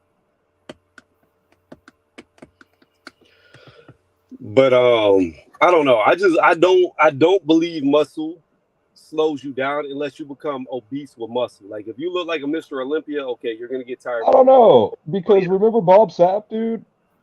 But Yeah. Bob Sapp was also knocking dudes the hell out. But still, he was pretty slow. And one could say, I mean, even with Joe Joyce, you know, I guess he's pretty muscle bound too. But you see how slow he is. Yeah, Because they always say Joe you're a better Joyce- fighter if you have fast twitch muscle because you're able to, like, you know, move around and explode. But the thing is explode a little bit easier. I was Joe like, what Joyce the is difference was. Yeah. That's another example of a gas tank. Yeah, he's that an doesn't outlier. deplete. They're all outliers, right? Because these are outliers. I think it's the way you train. I really believe it's the way you I'm with train. you. I'm with you on that. Because I mean, but like you said, there's some guys who, I don't know, there's some guys, like, because I look at, you know, fighting sports in general, like look at like a Ken Shamrock versus like a Royce Gracie. Kim Shamrock was, you know, getting juiced to gills allegedly and was muscle bound, and then Royce, who had the Brazilian Jiu-Jitsu suit on, you know, was able to, you know, he got beat up in that fight, but he was able to tap him out. Yeah, but he used to cheat though. Like, you gotta understand. It's true. I watched them back on UFC. That shit was designed to make the Gracies win because they did something that should be illegal as fuck. They would wear that karate gi and choke you out with fucking a towel. They could choke you out with their that's what it gi is. and It's their like belt. a really gis like a fast towel that stays dry, so it grips to your skin. It doesn't matter what you get, and then they use it as a weapon. Tony, you're cutting out. You sound real robotic. Are you driving? Are you driving through Tennessee again? Well, I just parked. No aliens over here. I was about to say, not again. Area 51. Men in black. Exactly. Galaxy Defender. Coming for you again. Oh man. That's it. Nah, I don't fuck with aliens. Aliens scare the shit out of me. Like anything that will travel. No, let me tell you why. Anything that will travel multiple light years to come to Earth, take you in a ship and put something up your ass is not to be fucked with. Like, y'all want to know what really scares me? What's up? I have severe arachnophobia. Oh, spiders? Really? Bruh, I cannot, dude. I'm terrified of spiders. It's like I would go in full bitch mode. What caused that? I don't know. I don't know. It's like it's just they look so fucking weird. It's like the spiders literally look like aliens or creatures from another planet. So it's damn, I can tell you don't like Spider-Man then. Okay. No, because that's an exception, of course. But I mean, okay. Not getting you no Spider-Man toy for Christmas. No. I mean, it's not to that effect, but not like actual spiders. Like even videos of spiders creep me out. I got to turn them off. Like seriously, damn, I saw this one video where like this spider just literally jumped at somebody. It literally damn near gave me a heart attack. It's like I had to shut that. It's like, bro, it's bad. It's really bad. Yeah, so tarantulas are not for you. So just know that if y'all ever meet me, like we ever see a spider, it's like, bro, we gonna fight if y'all don't kill that shit. Like you gonna be the one jumping up on the chair talking about I'm telling you, bitch mode times 100, bro. That's how I am. Just spiders, no other like insects or anything. Not just spiders for the most part, just spiders. Fair enough. Yeah. Maybe cockroaches. I mean, because I remember I went to Kansas once and I saw a big ass cockroach, and that scared the shit out of me. So you could never come to New York City then, man. Nope. There's cockroaches everywhere. They be as big as you, AJ. Like them motherfuckers walk. They walk down the street. They talk to you and have a cigarette while they talking to you. Not, but like seriously, like just you touched on some shit that I want to just expand on right quick. I assume you guys have seen all the movies in Phase 4 of Marvel, yes? Yeah, for the most part. No, I haven't seen all the new ones. Black Panther just came out on Disney Plus, so yeah. Oh, the new one. I haven't seen the Black Panther though. I haven't seen the new Black Panther. I know what happens though. Based on everything you guys have seen, what's the worst movie that's come out this far? What would you say is the worst one? What I would tell you real fast to caveat off Black Panther, my son wanted to see it. Like he doesn't say Wakanda, he'd be like the King of Wakanda. Yeah. So like he wanted to see it. He didn't last 5 minutes in that movie, and he was upset because at the beginning of it, it shows the Black Panther dead. They do the memorial. Oh, he didn't know he wasn't going to be in it. He didn't know. No, he didn't know. I didn't tell him, and he was upset that he no. was dead. Oh, damn! And I'd have then mentioned it to him. He turned. He did not want to see the rest of it. Wow. So I boycott the movie. I won't watch it. I refuse to watch it because Chadwick Boseman said that he did not want his sister to become the Black Panther, and they made her the Black Panther. Fuck he that. Said I'm that. not watching it. Huh? He said that? Yeah, he said that before he died. He said he did not want to see her become the Black Panther. Well, is Doctor Strange, was that considered Phase 4 technically? Yeah, it was. Yeah, I would say that's the worst one. Yeah, I would say that's the worst one. I would say Thor. I was just about to say it. Thor was the worst. Oh my god! Like I don't like, bruh. Thor was just more politically, inclined. It had hints of that. It had hints of that. No. Doctor Strange was the same thing. Yeah. They also had same thing. Doctor Strange did it too. So I feel like they got real politicized in this Phase 4. Because even in Wakanda, they did it too. I think that's Disney. Yeah, they did it in Wakanda as well. Like near the end. You know, I'm talking about Proc from Lydia. Yeah, that scene. Yeah. So it's like. I'm even taking it extra than that. How does the USA let Wakanda just shit on them like that all the time? Like, how you really just roll up into the UN and just be like, yeah, we're doing this, and that. You ain't got to do nothing about it. But like Tony, your son must take after his pops, man. He's got good instincts because like that's how the movie felt pretty much watching the duet. It's like it's missing Chadwick. He should be in this. You know what I mean? Yeah. I mean, they kind of did do the homage to him at the end, technically. Yeah. But it's at the same time, it's like, why did they even bother? You know? I mean, yeah. I don't know. I still feel some type of way that Sylvester Stallone is not in Creed 3. That's how I feel. I'm telling you, like, I think they're gonna kill him off, you. I think he's gonna be dead. I hope not. I mean, but I think he's probably gonna be dead when the movie starts. Like, how do you have a Creed movie with no Rocky? Like, that's crazy. I know. It's like he's what makes it work. He's the crutch. I mean, like I get it. You got to move on at times, but let's see if he can carry the franchise without him for once. Let's see. Well, they stole the franchise from Sylvester. That's exactly what they did. Now they've got another spinoff coming about Drago's son. Nah. Yeah, they're gonna start a spinoff of his son too. Wow. Oh, jeez. Next thing you know, we're getting Clubber Lang's son. Y'all know the villain in Creed 3. He's also he's Kang in the Marvel. Yeah, Jonathan Majors. Yeah, Jonathan Majors. Yeah. Yeah, before he hit them Connor Ben eggs. Exactly. But he's always been kind of ripped though. He's always been ripped, but now he's like just a little bit more jacked than he usually is. This movie to me, the whole premise is just fucking stupid. Like, I taught you everything you knew. Like, motherfucker, y'all were like the same age. 9. Yeah, they're like 12 or 13. Only in one movie could a guy get out of jail, and I don't know how he trained or became efficient, but yeah, he's literally getting the title shot in I don't know 2 months. And this is why I say Caleb is going to beat Benavidez, because Benavidez's brother gets knocked out.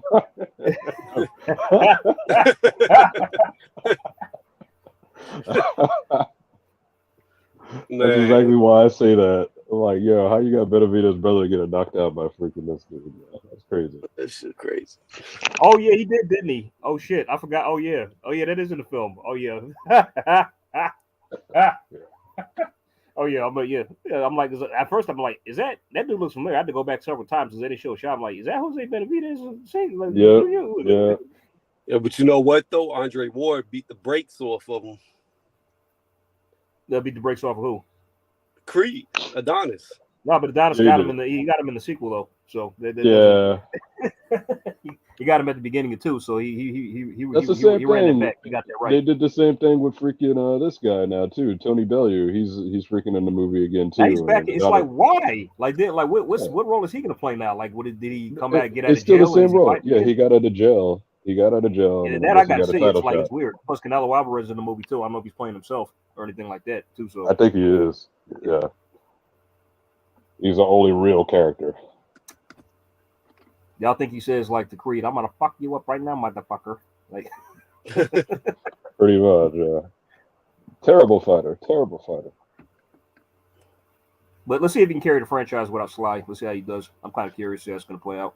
I don't feel know. like this might be the last movie. Plus he directed this too as well, so I'm kind of see how he looks behind the camera. So because Ryan Coogler didn't do this film with him. Not yet. Michael B took the reins for this one, so we'll see how he does. I don't know, man. Like when I think about Rocky, like Sylvester Stallone was saying some real ass shit. If you listen to the words he actually says, he may be a dumbass, but he's very wise. You know what I mean? No, he's extremely wise. That's the character, like especially in the Rocky the 6th movie. You know, I held out on watching that for years, and I'll tell you why. Because like the dude is like 60 and he's fighting. Mm-hmm. You know what I mean? Like he's old. Who gives a shit? I mean, but then when I finally saw the movie, it's like, wow, it hit hard, man. It's like it just tells you like the overall theme is like you're never too old to do what you want. You know what I mean? He beat Antonio Tarver. Just throwing that out there. No, I know, I agree. I agree. Definitely beat Antonio Tarver. But like, I mean, but it just told me like you're never too old to really do what you want and go for your dreams. You know what I mean? That's what the movie showed. I blame that movie right now on all these damn old men on YouTube who think they can fight. They be calling people out in the YTBC. They done seen Rocky 6. They're like, oh yeah, we 50, we late 40s, we can still fight. Motherfucker, this real life. You get turned to dust in one punch. I told you didn't enjoy it. Did you think it was good? No, the movie was good. Like I like all the Rocky movies. Okay. Trying to think. Rocky 5 was a little bit more to be desired, I think. Really? Yeah. Well, you know what? I rewatched that again, and I mean, like I think I rewatched it again like that. I mean, sometimes I rewatch movies every now and then. It's kind of a hobby of mine. I mean, that was one I rewatched, and it's like, you know, it's not so bad. I mean, the only reason I didn't like it per se is because Rocky went broke again. Because that's what I'm saying. Everything he worked for. And it's like he just lost it and went back to basics in that movie. You know what I mean? Pretty much. Well, they never explain how he went broke either. They don't explain it. He had like a lot of poor investments. They did, but not that. Like it was his brother Paulie's fault. And like apparently, like he handed a document that was like a tax write-off to his attorney or some shit. Where he thought it was power of attorney. Then like his account ran off with all his winnings and squandered his fortune. Pretty much. Yep. I mean, but they really didn't go into like that depth like that. But that's just pretty much how they explained it. Yep. I couldn't stand Paulie. He was a fucking assohole. I did. He was the like whole time. God, he was just always miserable, just always fucking shit up, just being negative. Just like somebody. Why did he? Could, I wish he died instead of Mickey. Like. I mean, eventually he did, which is kind of sad too. It's like we got to see him, you know, when he went up to the grave sites, and you see both of them there. It's like, damn. Yeah. By Creed he had kicked as well, but like so. Yep. What was the best movie y'all think? I was trying to think which one I like the best. I don't know. It's number 4 in the. What killed me a little bit is I feel like they kind of retconned it a little bit because what happened in the time skip between Rocky Balboa and Creed? Because him and his son were like on good terms in Rocky Balboa, and then all of a sudden in Creed it's like he's never seen him in like a long time. It's like, dude, what happened? Yeah, like that was never touched on as well. He just explained like he moved to Canada, you know, got married, had a kid, or just whatever, something like that. And that was all he pretty much said about it. Then like he even though he reconciled with him at the end of the second movie, it's like and Rocky's got a girl and all that, you know. I was like, I'm like, what happened? That kind of killed it for me. Yeah. And it's like, and one thing that also kind of like got on my nerves. Well, it didn't get on my nerves. It kind of just left question marks. It's like, okay, so Creed is his illegitimate child, right? Yeah. And is technically his stepmother took him in to be raised. Yeah. Well, Apollo had other kids. Yeah, he did. What happened? There was Apollo Jr. Why were they never mentioned? You know what I mean? Yeah. Did he grow up with his half siblings, or were they around, or what you know, like? Yeah. Why was it more focused on them and stuff like that? I think that like if they would have included that aspect in the movie, it would have made it more believable, and that would have given him more of a support system. You know what I mean? And that would have made the story more intriguing. Yeah. You know, just my idea. That's all. That's one thing. Well, I agree with you. I think they should have focused more on his actual kids because I always thought like illegitimate child would have been better if it would have came with Rocky. So like, let's say one of Apollo's I shouldn't say real kids, but kids from his wife. Like he didn't go out and cheat or that bullshit, right? Correct. Yeah. So, because really, truthfully, like there was nothing in all of them. Like, he was always there for his wife was there for him. Yep. So like that cheating shit, I don't even know why they had to put that in there. But what should have happened, in my opinion, would have been a better story is you could have set up two things. You could have had Creed's son. It still could have been Adonis if you wanted to keep that name. It doesn't matter, right? But what I always thought would have been cool was you have Rocky help Apollo's son come up, learn how to fight, right? Now, Adrian dies, okay? When Adrian dies, Rocky, feeling down, sad, sleeps with some random lady, has a kid that he doesn't know about, and then that son knows that Rocky's his father, and he watches from the sidelines Rocky teaching Apollo's kid how to box, take him up through the rankings.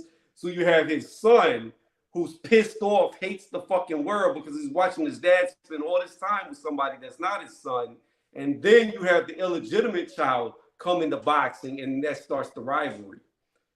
Yeah. Well, I mean, they kind of did that. That kind of was the storyline for Rocky V now, because when Rocky was trying to train his son a little bit, his son was jealous, but Tommy Guns wasn't really his kid. He just spent all his time on him.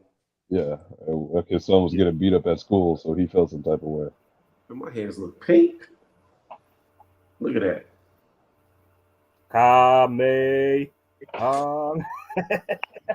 You said they're pink? My man's turning into Majin Buu, that's why. Turn into Majin Buu. Turn into Super Buu. Super Buu. That's it. Boo was that dude, though, man. He was beating all of them. He was. Yes, he was. Chocolates. What is the best Boo? Kid Boo, Super Boo, Evil Boo, Good Boo? I know. So you know what's crazy? Oh, man. They didn't really... Evil Boo kind of doesn't make any sense. Because how do you have... Okay, so I understand that, like, you know, Fat Boo, he got, like, the evil part out of him. He expelled the evil. No. Fat Boo, or Good Boo, right? He was only that way because Evil Boo ate the Kai, which the Kais, the fat Kai. Yeah, Kid Boo ate all the Kais. No, it was Evil Boo, I thought. It was Kid Boo. No, it was Kid Boo, because Kid Boo is like the original Boo. So he's like the original. Because when we went back to Kid Boo, Supreme Kai was shocked and said he's back to normal. Then they showed the flashback, and then they showed him eating all the Kais and killing them all. How does Evil Boo, like, how is he his own thing? Because then he becomes like pink again, and he becomes like Super Boo. Right? So it's like, how does he? Because he expelled Evil Boo, right? Then like he turned the fat because that was like the evil side, and turned pink and all that, and that was like Super Boo. Yeah. Then how would he not just go? Why would he have to be Super Boo instead of just being Kid Boo again? Yeah, I know it's like that's a continuity issue right there. Maybe the animators got lazy or they didn't think that through, but or the story. Because if his original form is Kid Boo, as opposed to if you're evil and evil personified was Kid Boo, why wouldn't he just expel Kid Boo out of him, as opposed to these different iterations of a Boo? Bruh. Now I'm gonna have to Google this shit. Because he has like legit like 4 different forms or like 5 forms. He's got. Let me see. He's got 4. Yeah. So there's Kid Boo, Evil Boo, Super Evil. But Super Boo, Super Boo becomes smart, and then like because he absorbs people, so he becomes smarter, and then like so he absorbed like Gohan and Gotenks. Y'all remember when he turned? Y'all remember when he turned Chi-Chi to an egg and stomped on her? Yeah. Oh man. He just walked up, smacked the hell out of him, like, do you like eggs? Yeah. He just stopped on it. I'm like, that's right. I fucking hate Chi-Chi. Listen, that's a strong woman, man. She had to deal with Goku shenanigans. What never made sense about Chi-Chi is she was a world champion. Champion. Martial artist. Yeah. Whatever, martial artist, we'll say that. But yet she didn't want Gohan to fight. It makes no sense. She wanted him to be smart. She was always a fighter herself, but it's like she didn't want to train her son to fight. Like what, bruh? Like that's what got on my nerves about her. Like just, I mean, like that's why. Like I don't know if y'all remember in one of the earliest episodes of how when Gohan was gonna go to Namek when he was still a boy, right? He was recovered in the hospital, and he was trying to tell his mom like, I need to go back to bring Piccolo back.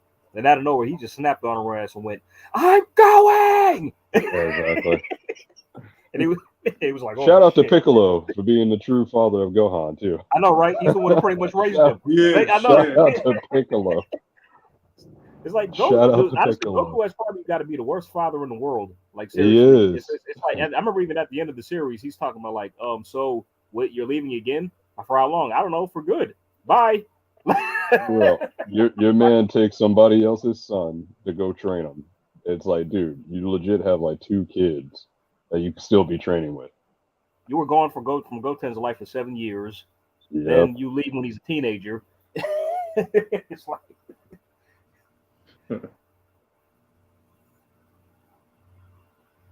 Y'all see Super yet or no? Or Tony, you refuse to watch Super? I'm not watching Super.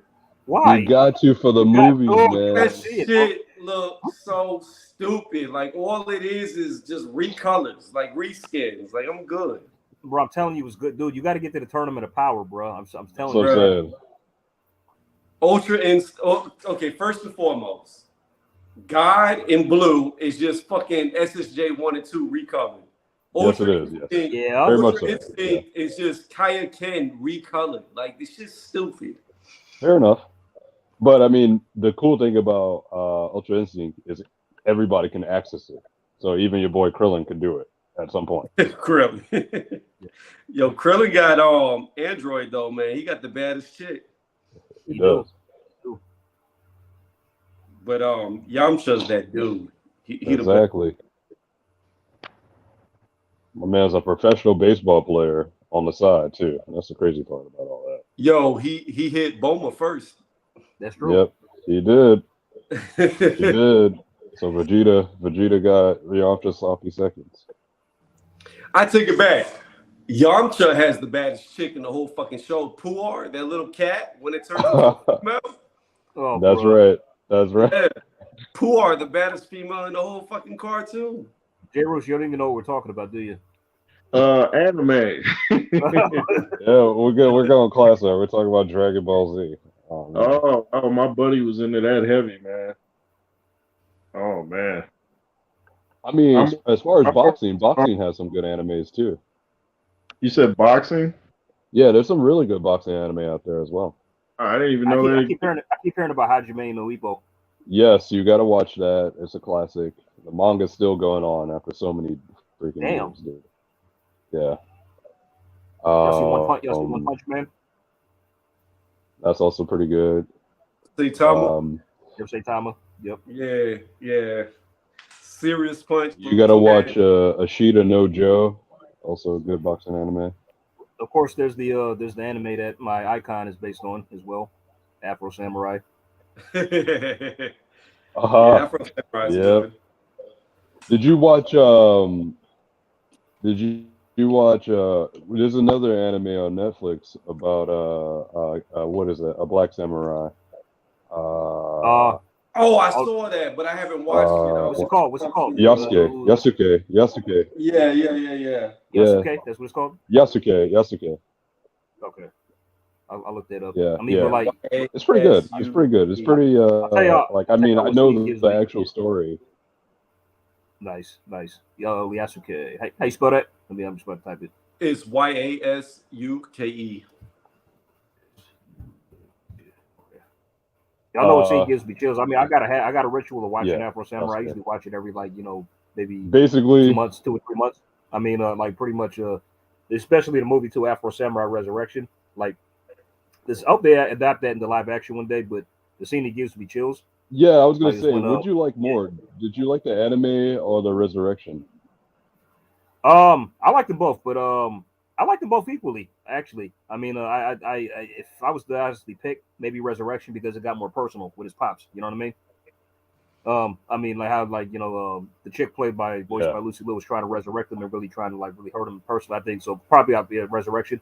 I mean, but the scene that always gives me chills, no matter how many times I see it, was when he's just walking, doing his thing, right? Then like she shows up, like taunting him about his dad, and then she pretty much just more or less called him a coward. Then he's like, "Watch your damn mouth, because I'm coming for my dad." Just with it, I'm like, yeah. I'm like, oh man, it gives me chills every fucking time, bro. Funny because that's Samuel L. Exactly, man. What would get me is because it's like a dual. It's dual voices for Samuel L. Jackson, so he's like both he characters. played that dude with the white hair So too. Yeah, as well. yeah. Off the chain, god damn, motherfucker. So here's my question: Samuel L. Jackson, is he real or not? What? When he becomes, I don't know what the fuck you would call him, a ghost or whatever. When Afro has the headbang, right? Yes. He's Samuel L. Jackson. He's talking to him, right? When Samuel's talking like himself. Yeah. Oh yeah. Is that character real or not? Oh no, he's fake. He's imaginary. Because like sure? I think so because Yeah. I've done thorough research into this. I looked it up myself, and in the first series when he was fighting his old friend before he got up to Gino, whatever his name is, he slashed him right then out of nowhere. It shows him having like a fantasy sequence, and then it's established that he's actually imaginary and not real. So the whole time he's just kind of like in his imagination. Then like in the sequel, when because he didn't have the #1 headband then as well. He got it after Justice, but then, like in the sequel, he pretty much manifested him again, more or less. I think. No. But I want to play off that. Every time Afro has the #1 headband, whenever he has it, right? Yep. No, not the #2 headband, because the #2 can only challenge #1. Every time he has the #2 headband, he sees him. Anytime he doesn't have that headband, he disappears. Okay. Like now, here's my counter to that. Okay, you remember in Afro in Resurrection, right? Right. When his father's remains was stolen. Yes. He didn't have the #2 at that point, but he saw him again. There he shows up. I thought he did get the #2 back. No. He didn't. He didn't. #1. He had the #1, but he wouldn't defend. He wouldn't defend it. He was like, he wouldn't defend it. He was like tied to a sword, all that kind of stuff. Then that chick came and got it back. Said, "You want your dad back? Get the #2 and challenge me." He didn't have the #2 yet. He got it later on in the film, but he was already seeing the ninja, the guy with the white hair. Yeah, the guy that sounds like Samuel L. Jackson. Yeah, correct. The guy, yeah. He didn't have it yet, but he was already seeing him. He got it like midway point in the film. He had to kill the other #2 to get it. Then he did, and then that's it. But he didn't have it like right away. I'll have to watch it back and see. Yeah, he didn't have it. He didn't have it. He got it midway through the film. He got it midway. Like I said, I had to watch it back because it seemed like every time he had that #2 headband, he could see him. And every time I thought that too, especially in the first movie.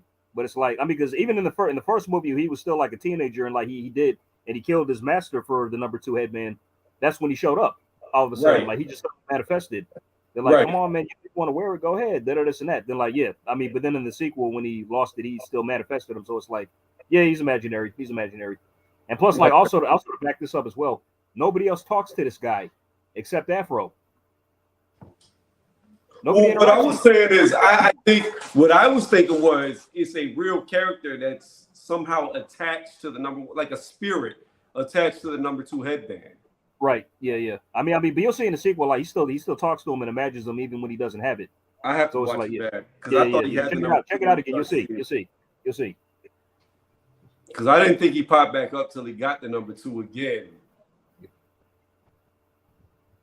Who could play him in live action? I wonder. It just has to be Samuel. Well, he'll play the ninja, but not Afro. Nah, yeah, I can see him doing that part. Yeah, exactly. I can see him doing that part. But they probably get John Boyega or somebody like that. Not bad. It's not a bad choice, actually. That's not bad. Yeah. What y'all think about his new series coming out, Marvel series, Secret Invasion? Y'all see the trailer for that? I haven't. No, I haven't seen it. No. Oh yeah. Look that up. That's gonna be some good shit. It's like a spy thriller series. It's about what you say it's called? Secret Invasion. Secret Invasion. Yeah, it's gonna be on Disney Plus in like probably a few months. So it's based on like a secret invasion of Skrulls who have infiltrated Earth for years, and it's got like real spy thriller elements to it. Oh, that's cool. I'm just looking forward to the Deadpool movie, man. Yeah, the third one finally. Yeah. I just want to see Hugh. Yeah, I just want to see Hugh back as Wolverine again. It'd be cool. Question is, I wonder how they're gonna bring. Are they gonna do it right though? Are they gonna do it right? Is it still gonna be a rated R movie under Disney? It will. Are you sure? That's what they said. That's what the director said.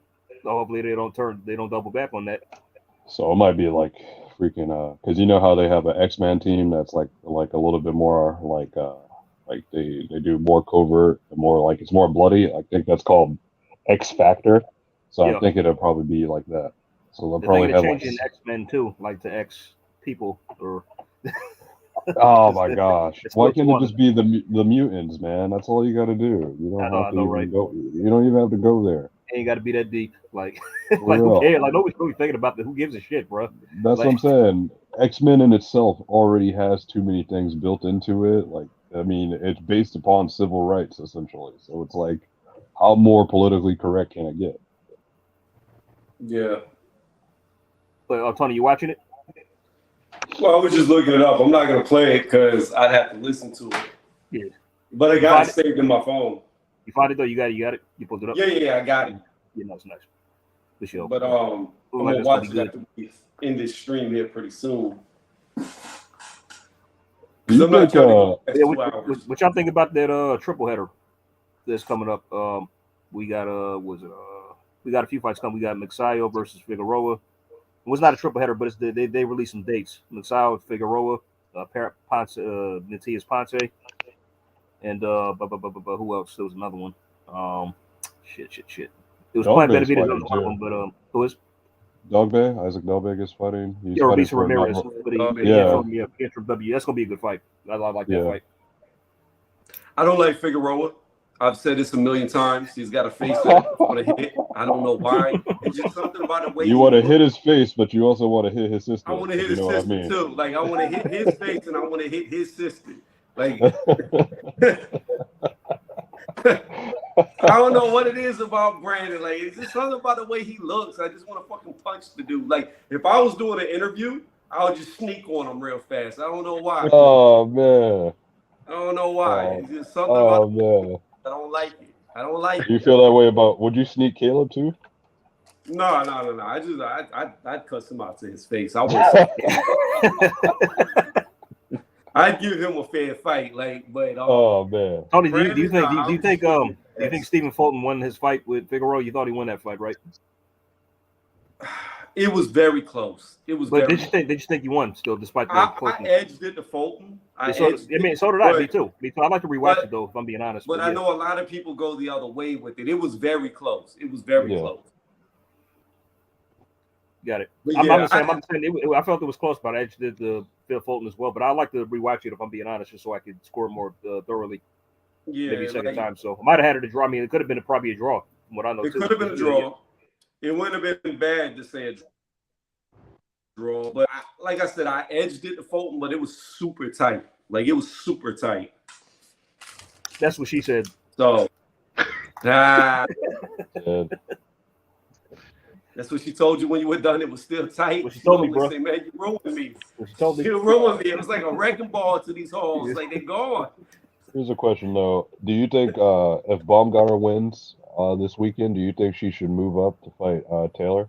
She wants I think to she's fight going Taylor. to. I think she's going to. That's the plan. Yeah, I think so. Yeah, she made no secret. She's called her out like several times this week in interviews.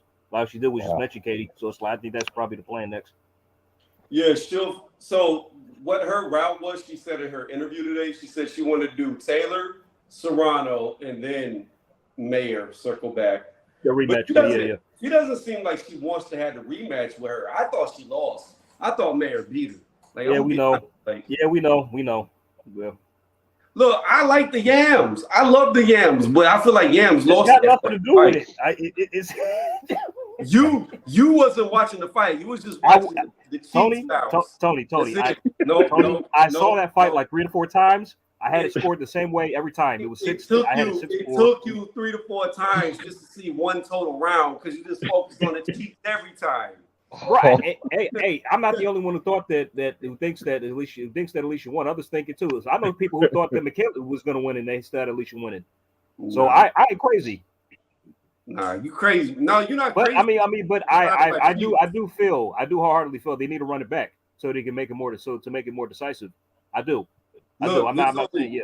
Only one out of the 2 of them is scared to run it back, and that's Bumgarner. Yeah. That fight. All right, let's talk some truth here. Go ahead. All right, so if Michaela had won the rematch, if Michaela had won the fight, do you honestly think she would have given Alicia a rematch?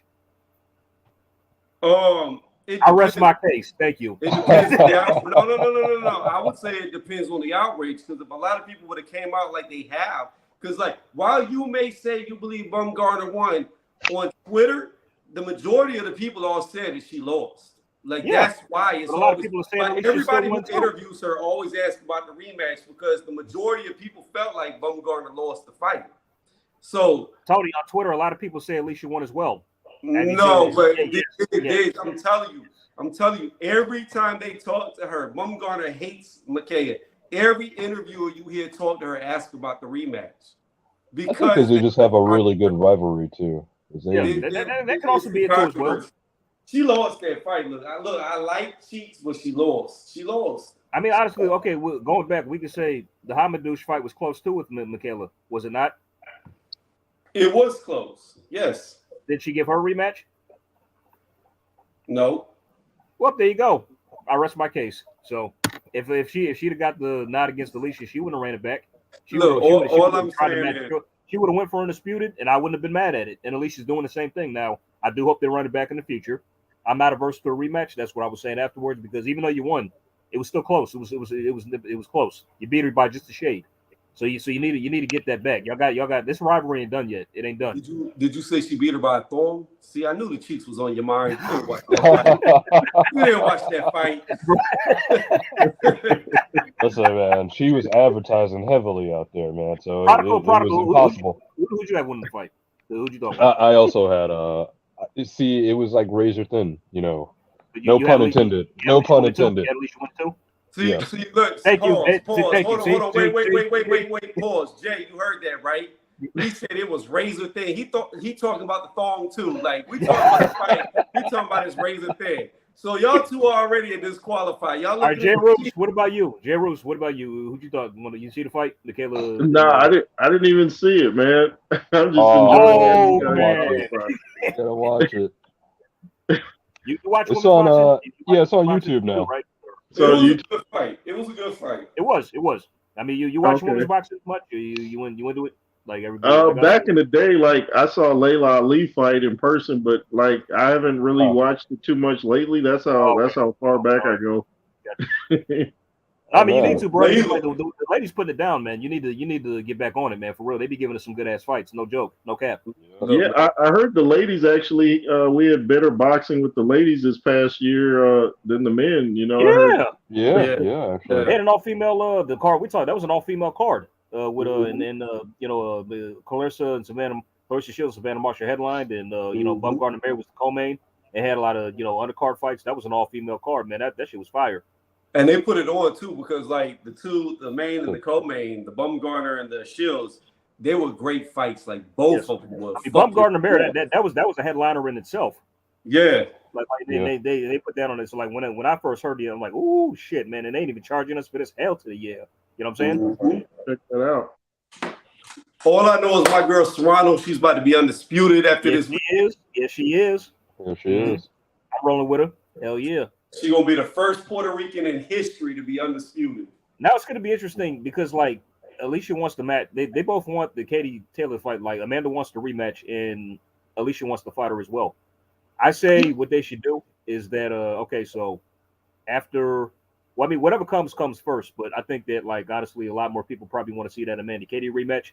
So let them fight, then Alicia let Alicia fight the winner. Well, Alicia has to defend against whatchamacall, the Korean lady, because she's the champion in recess. Does she? Does she have to fight her? Yeah. So what happened is the WBA is allowing Alicia to fight like for all the titles essentially, right? Yeah, but she has to fight. Choi's scared out of her mind. That's why. Yeah. But Choi has to. She has to fight Choi next. She does. Okay. Yeah. Yeah. So basically, they're emailing her undisputed if she wins. Oh fuck. She should not be the real champion. Yeah. So it's technically the real title, but not. So because they just made Choi the champion in recess. So. Well, she's gonna beat Choi anyway, regardless. So it's like, I mean, I don't disagree with that, but the point is she's not really the real champion. So it's really kind of like the WBC situation with David. You feel good saying that, don't you, Tony? What's that? I just hear the satisfaction in You your a voice saying fake that. Like, champion. she ain't Look, real. look, So let me tell you like, something. This is what I look at. This is what I look at. You're a This paper champ. whole woman's undisputed landscape's all fucked up because we're gonna say this. Michaela should be fighting for undisputed right now. And truth be told, Katie Taylor should have never made it this far because Lennon R2 whooped her ass. Like she beat her way back. So I'm still mad that Lennon R2 didn't get the win over Katie Taylor. she about to fight. She about to fight Michaela. You know that, right? Who? Lenard too. She gonna beat the shit out of Michaela. Why? Are you? Oh, real? Are you picking against Michaela now for this? You know she beat the shit out your girl Bumgarner. I know, but She beat the fight out of her. She well, in that fight. wait a minute. She Wait a beat minute. the shit out of her. Wait a minute. Hold on now. Now I haven't seen the whole fight, but from what I could see, that was a close fight. It was nip and tuck, and Alicia took every shit she took everything she had, and it dished it back. It dished it back. She was tapping out in that fight. That's You why I guys gotta find watched a copy of that fight. I just saw the highlight. I gotta find a copy of that shit. I've been unable to find a copy. I mean, I just saw highlights Did on you YouTube. watch From what I can see. Good. Did you watch the Kim Clavel fight? With Plotter, right? With Neri Plotter. Yes. Yeah. I did. Yes, I did. What'd I you felt think? that Plotter clearly won. Kim was kind of out of her depth because she chose the slug instead of box. Plotter landed just the more effective shots, counters. And yeah, man, it's like I had her winning pretty decisively, if I'm being honest. I don't think I gave Kim that many rounds. How about you? Same thing? Or Yeah, I mean, I was rooting for Kim. I'm not gonna lie. I thought Kim would win on points, man. I thought she would have it, but nah, man. It's like Plotter was just a step ahead, man. You know what I mean? She really was. Oh, real fast, I know. AJ, you use Twitter, right? I do. So whenever I drop this video, it's probably gonna come out Sunday, maybe Monday. I was trying to do it this week, but it's looking like the Bud Spence thing. Yeah, I need you to share it to all your people on Twitter. I need you to put this video out there because I'm putting work in this video. You have a Twitter account, right? You still do or no? Nah, I don't use Twitter. Okay, so you want me to just post it for you when you put it out? Yeah, you go ahead and you tweet it and share it and do whatever the fuck you do on Twitter. All right, I can do that. I just post the link and just type thoughts as a headline. I'm never used Twitter. I don't know how it works. So like, you go ahead, tweet it out there, tag whomever in it if you can. I want this video to get out there. We need to get eyes on it, traction. I could put it on Facebook. All right, throw it on Facebook too. I've been telling your girl about the fight, Leonardo too, Michaela. Yeah, I told you I want Leonardo to win. Like, of course, like I want her to get the shit out. You know, it's funny. Like, you know, I think the triangle theory is going to come into play here. So, Alicia beat Michaela. Leonardo 2 beat Alicia, and Michaela's about to beat Leonardo 2. I disagree. Look, Leonardo 2 beat the shit out of Katie Taylor and got robbed. She beat the shit out of your girl Cheeks, aka Yams, and she's going to beat the shit out of Michaela. I think Leonardo 2 is the most. I'll give Michaela credit for this. She can box and she's durable. I mean, she can take a punch. I think at this stage. So I think that like if it goes to the cards and it happens on Top Rank, Michaela's getting that decision, bro. Leonardo 2 gonna beat the shit out of her. You think she'll stop her? You think she'll stop her? I don't think she'll stop her, but I think she's gonna dog walk her. Tony, if that fight goes to the cards, Michaela's getting the decision.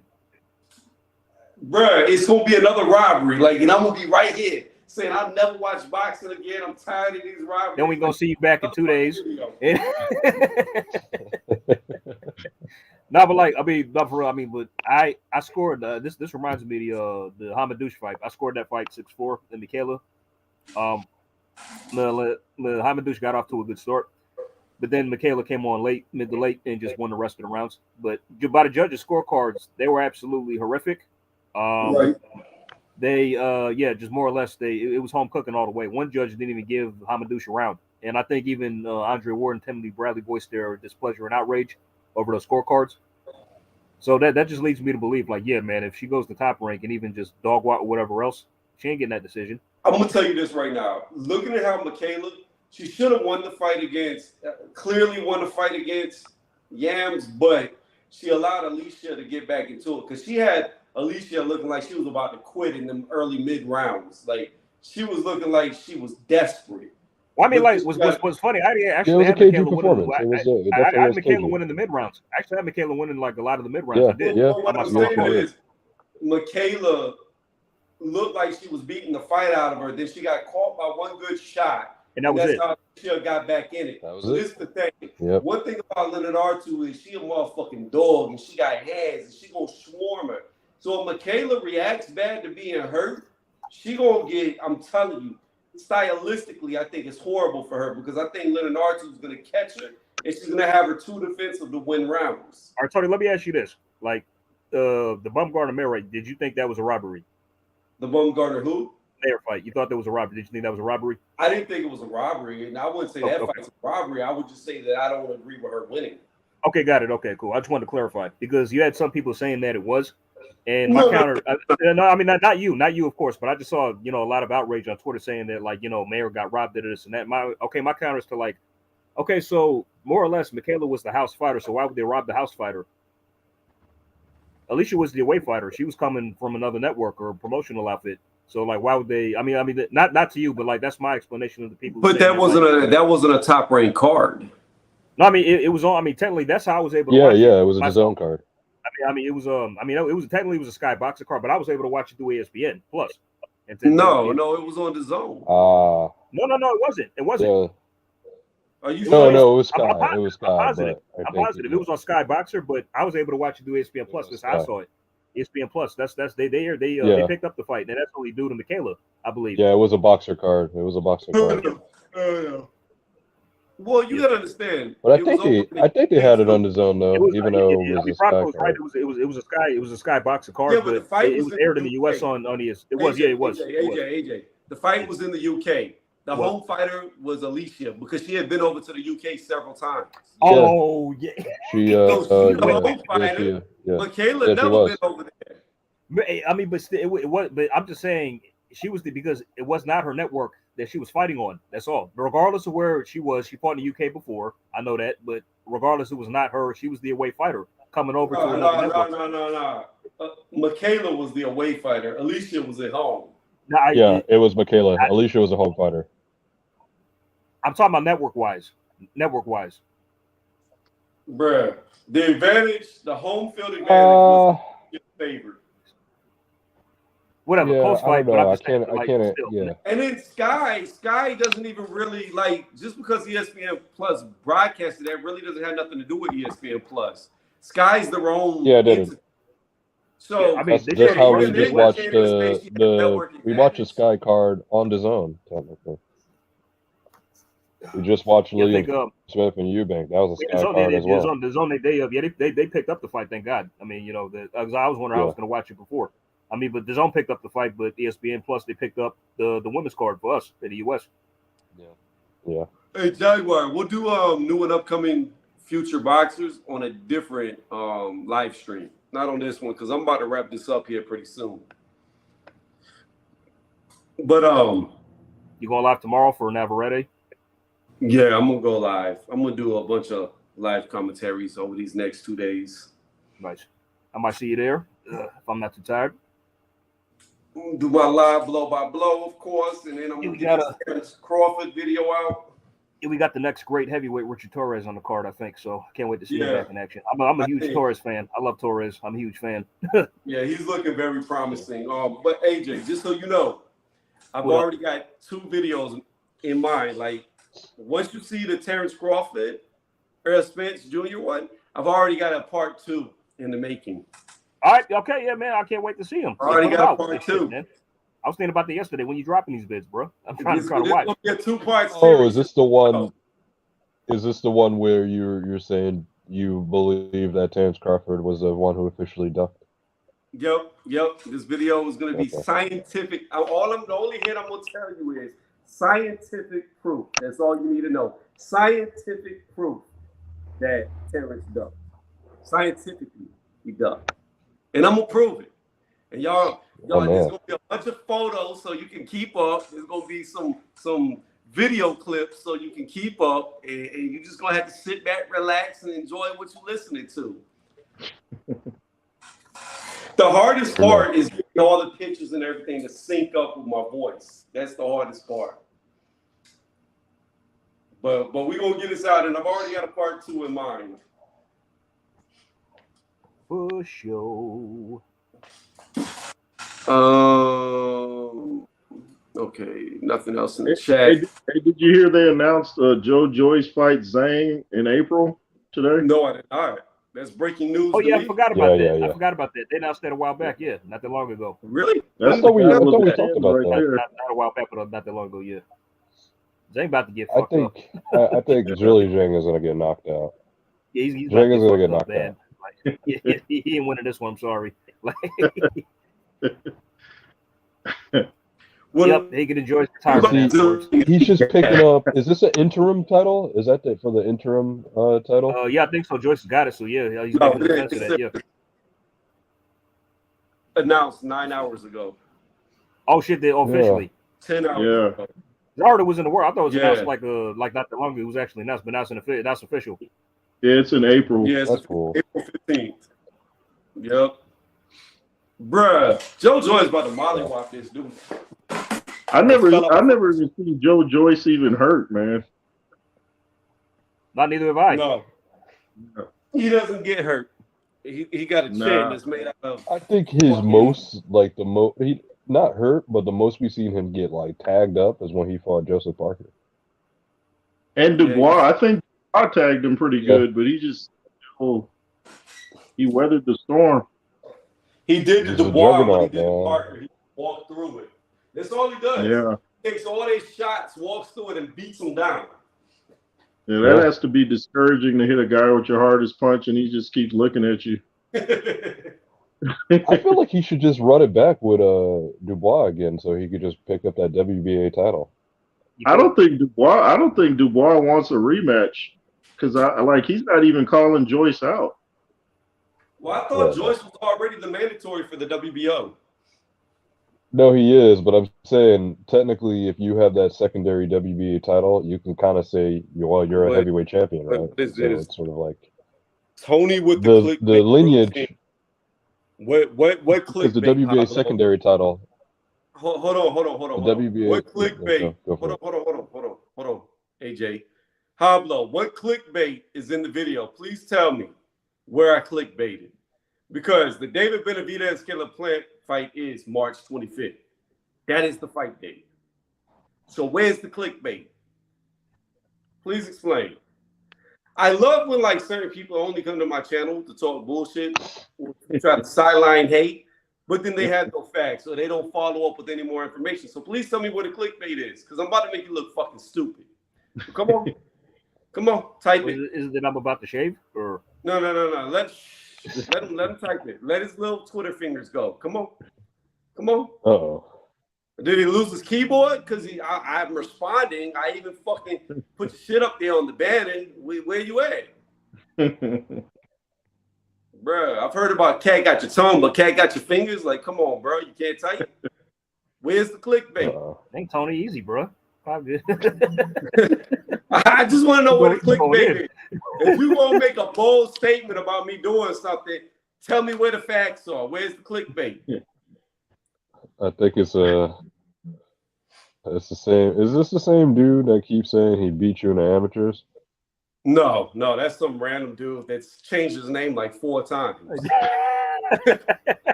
But I asked him, where did we fight? When did we fight? What's my real name? And there's no response. What's his real name? There's no response. It just be funny as shit. I even try to send that dude the link every time he says that shit. He never clicks the link. Like, come on, tell us about how you beat me. The internet is a strange place, man. Everybody's got hard on the internet. I mean, we're in an era where if you would actually find one of these guys, you go to their house and they keep knocking on. They won't come outside. Not at all. That reminds me of I don't know if you guys remember the movie Jay and Silent Bob. Yeah, I love that movie. I remember that. So remember at the end they find so the whole premise of the movie is they got pissed off for people talking about them on the internet. So they literally got the yellow book for everybody. It was like, are you so and so who wrote Jay and Bob can do this to you, and then they just started kicking his ass, and it's the They funniest went thing. around beating the shit out of trolls who was talking shit about him. Yep. Wait, what happened? I'm At sorry. the end of Jay and Silent Bob Strike Back, right? Oh You see yeah. that? I know. Yeah, when it showed up, At the end of the movie, they went around beating the shit out of trolls who was shit talking them. yeah.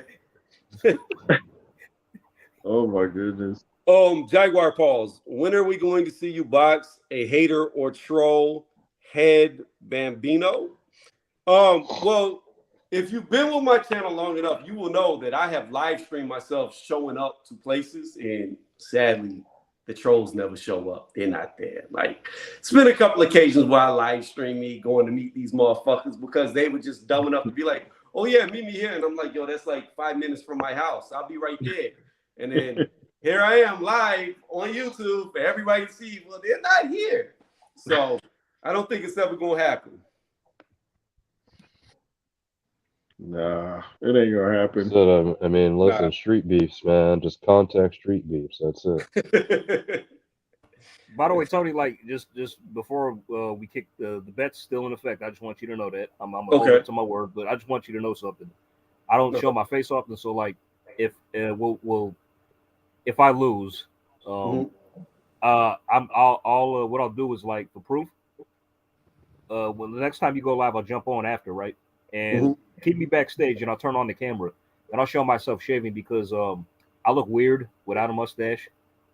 So, no, you ain't got to show me you shaving. You just got to show me you shaving. I mean, well, the thing is, even now you still can't really tell because it's so thin.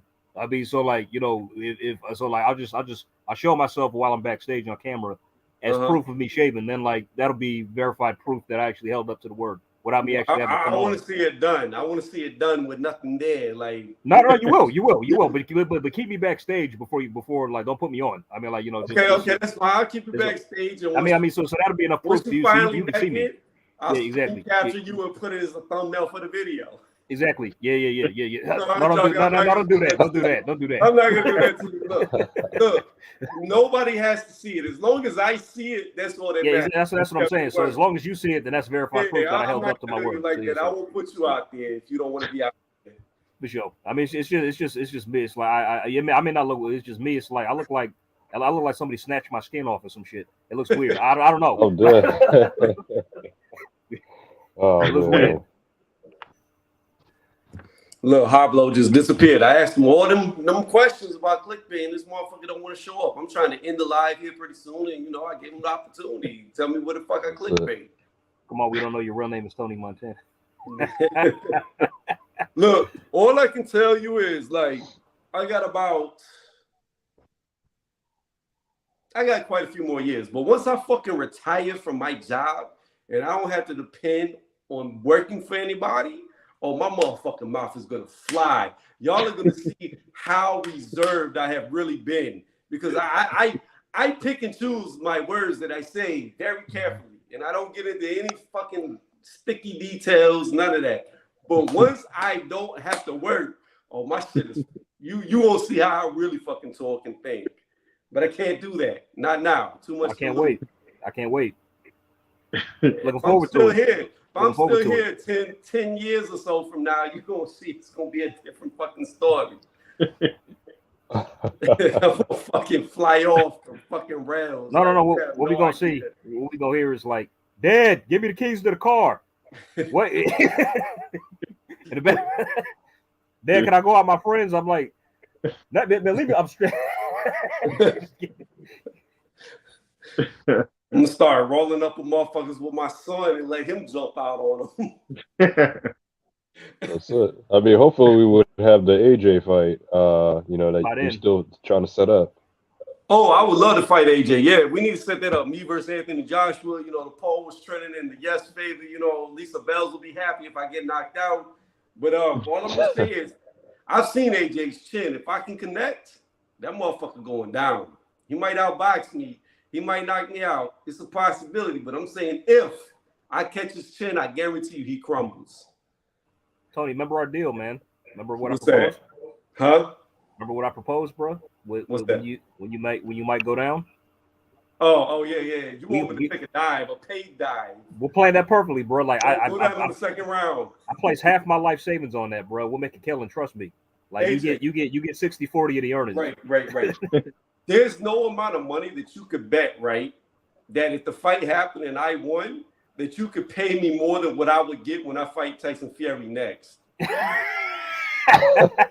Because I'm telling you right now, I will not give AJ a rematch. I will knock him the fuck out, vacate them fucking titles, because, well, he doesn't even have titles, so there's nothing to vacate. And I'm going straight for Tyson Fury for a fucking $100 million contract. Like, that's it.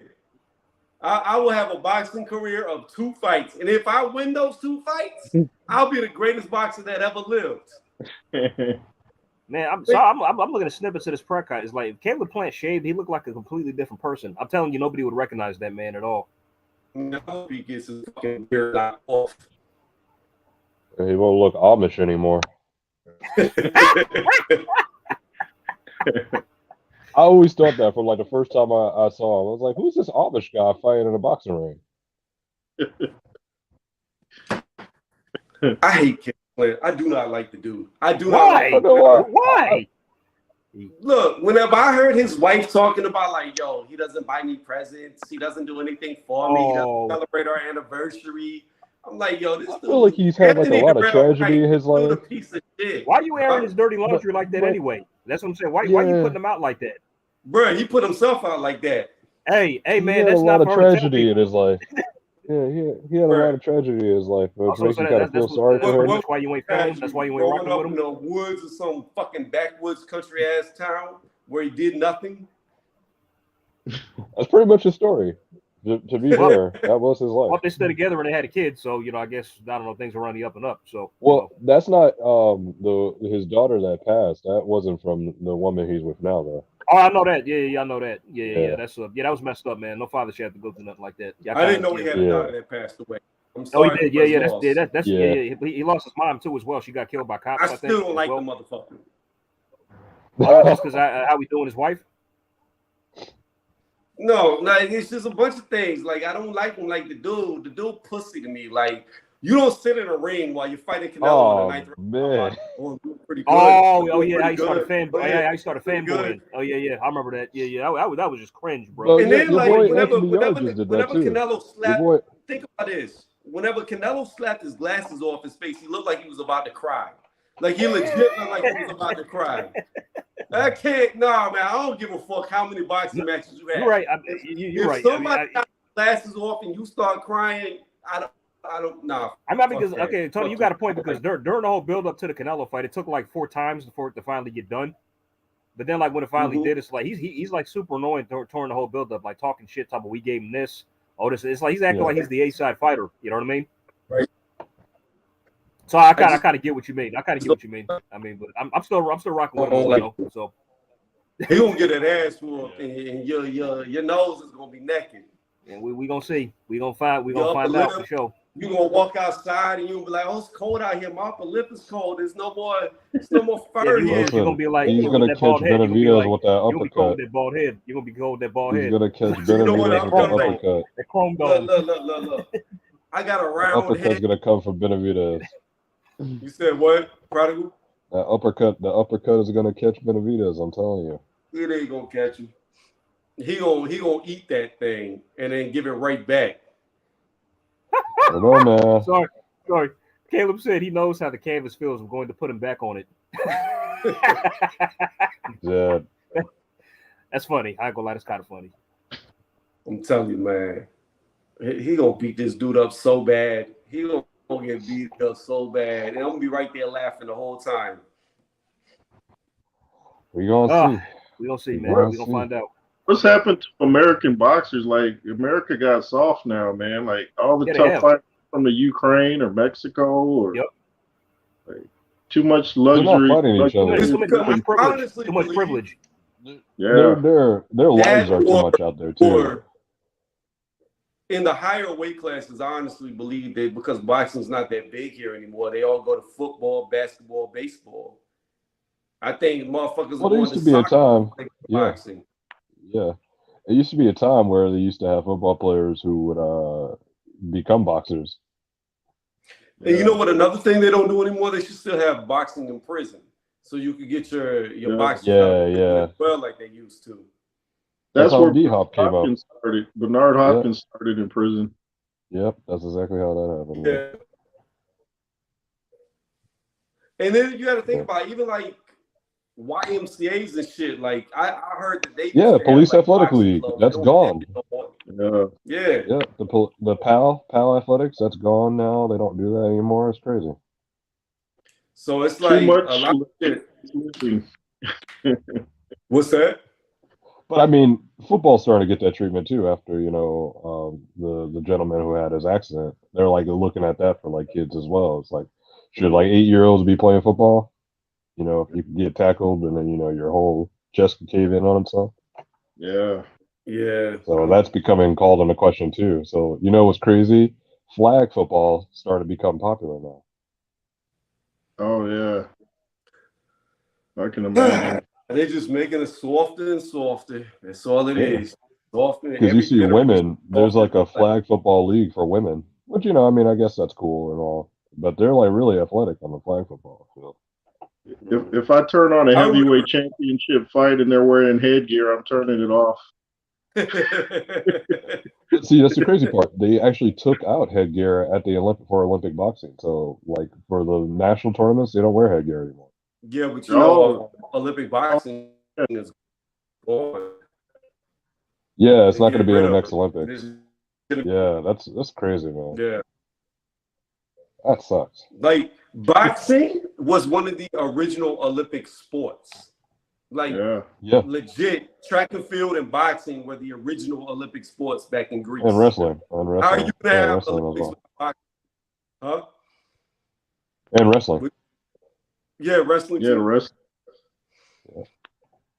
But it's like, how are you gonna have these original Olympic sports not in the Olympics? Like they are the original sports. I think because the USA. I mean, not because of the USA, of course, but like I don't know. Everything gets softer now, as you said. Everything is softer. And then USA boxing is like dead. Yeah. That's why I fight with my son every single fucking day to make sure he's not a soy boy. He's pure protein. There we go. Yeah, man. America's I don't know. I also think we know too much about like these people's lives. Like as you see freaking AJ, I mean not AJ, you see Errol Spence, freaking wife throwing him online when he's not in a good state. And then, you see one of Charlo's wives like calling him out. It's like, dude, it's too personal. Yeah, I agree. So like we know too much about like their lives, and it's like they get painted in a bad picture. And now, like I'm saying, you look at Kell Brook, he's allegedly doing a line of substance. That's like too personal. It's like we know too much about their personal lives now. Yeah, it's like you used to have to go to the tabloids back in the 80s and 90s. Now everything's online. Yeah. But see, I mean, at the same time, as you know, there used to be a time when people knew who the heavyweight champion is. Nobody, if you walk down the street, nobody is going to know who the heavyweight champion is. That just shows you that boxing is dying on like nobody. Like you ask nobody even knows really. Like I could probably walk down my neighborhood. They probably don't even watch boxing. Yep. Yeah, boxing used to be so big. It was like even a cultural thing. People would miss work. Everybody would watch who's fighting. Like boxing was the sport at one time, and then I don't know what happened. I guess corruption or fixed fights or something left a bad taste in somebody's mouth. You knew who Mike Tyson was. You knew who Michael Jordan was. Those names were synonymous in the same like caliber of sporting. I was actually going to conduct. We don't have that anymore. I was actually going to conduct an experiment the next time I go on one of my walks. I was going to walk down my neighborhood to like quite a few houses and just show them a picture of Deontay Wilder. I'm going to ask, who this person is, and just see how many people say no. Yeah, they're probably going to say like, who's that? Exactly. I mean, it'd be funny if you have a picture of Charlie Z and they know who Charlie Z was and not Deontay. There's a comedian named DC Young Fly that looks almost exactly like Deontay Wilder. I was like, wow. You think so? You think he looks like? I was looking at him recently. I was like, man, he looks like Deontay with an afro. I haven't seen a recent photo of him. I don't know, so I got to look. I got to check him out. Yeah. Bring that here, boy. Oh man. Yeah, I don't know. Like, it's not even American fighters per se. I think it's just PBC fighters, man. There's just too many luxuries. Yeah. There's too many luxuries, and they don't like to fight that much. Like thankfully we get the fights that we do from PBC, but that's just out of like I think convenience. But for the most part, because like what's happening with Big Charlo? He's injured again or something, and you don't know what's happening. Apparently, he's going through a divorce. I'm hearing.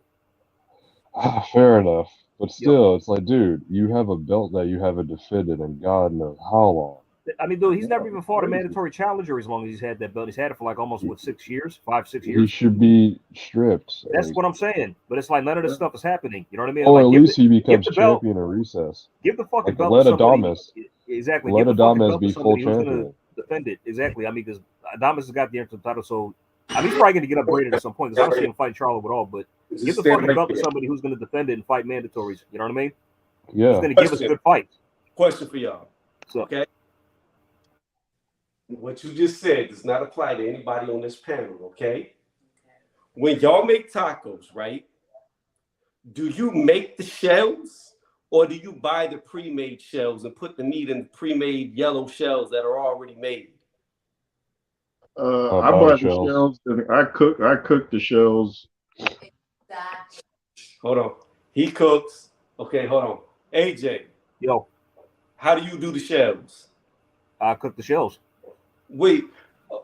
Prodigal, how do you do the shells? No, I typically buy them. Well, it depends. If it's soft shell or hard shell. Are you talking about hard shell tacos?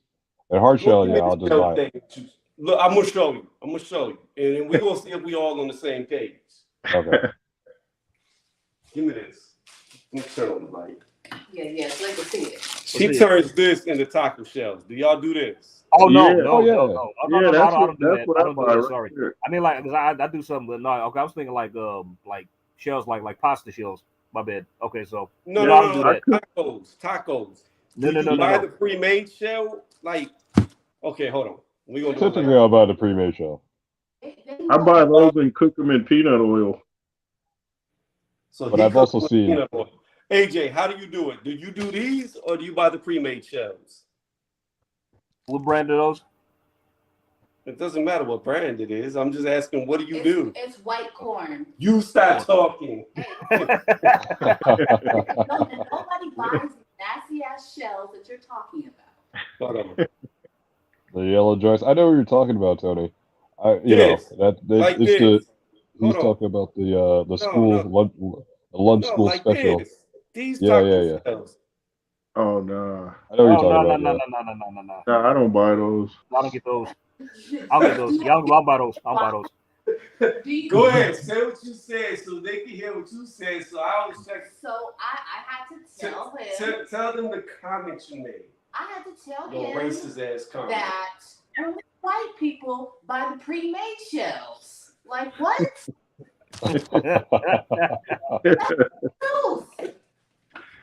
Nobody makes shells from scratch. Yes, they do. No, they don't. That's the lunch special. The school lunch special. You get the taco shells. Yeah.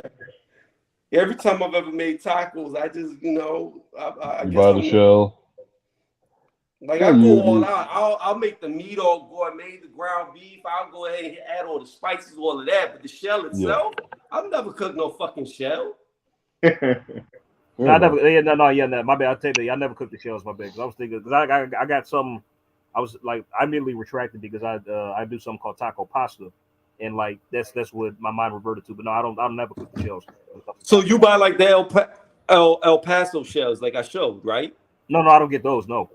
But I'm not saying that brand. I'm just saying as an example, you buy like the shells.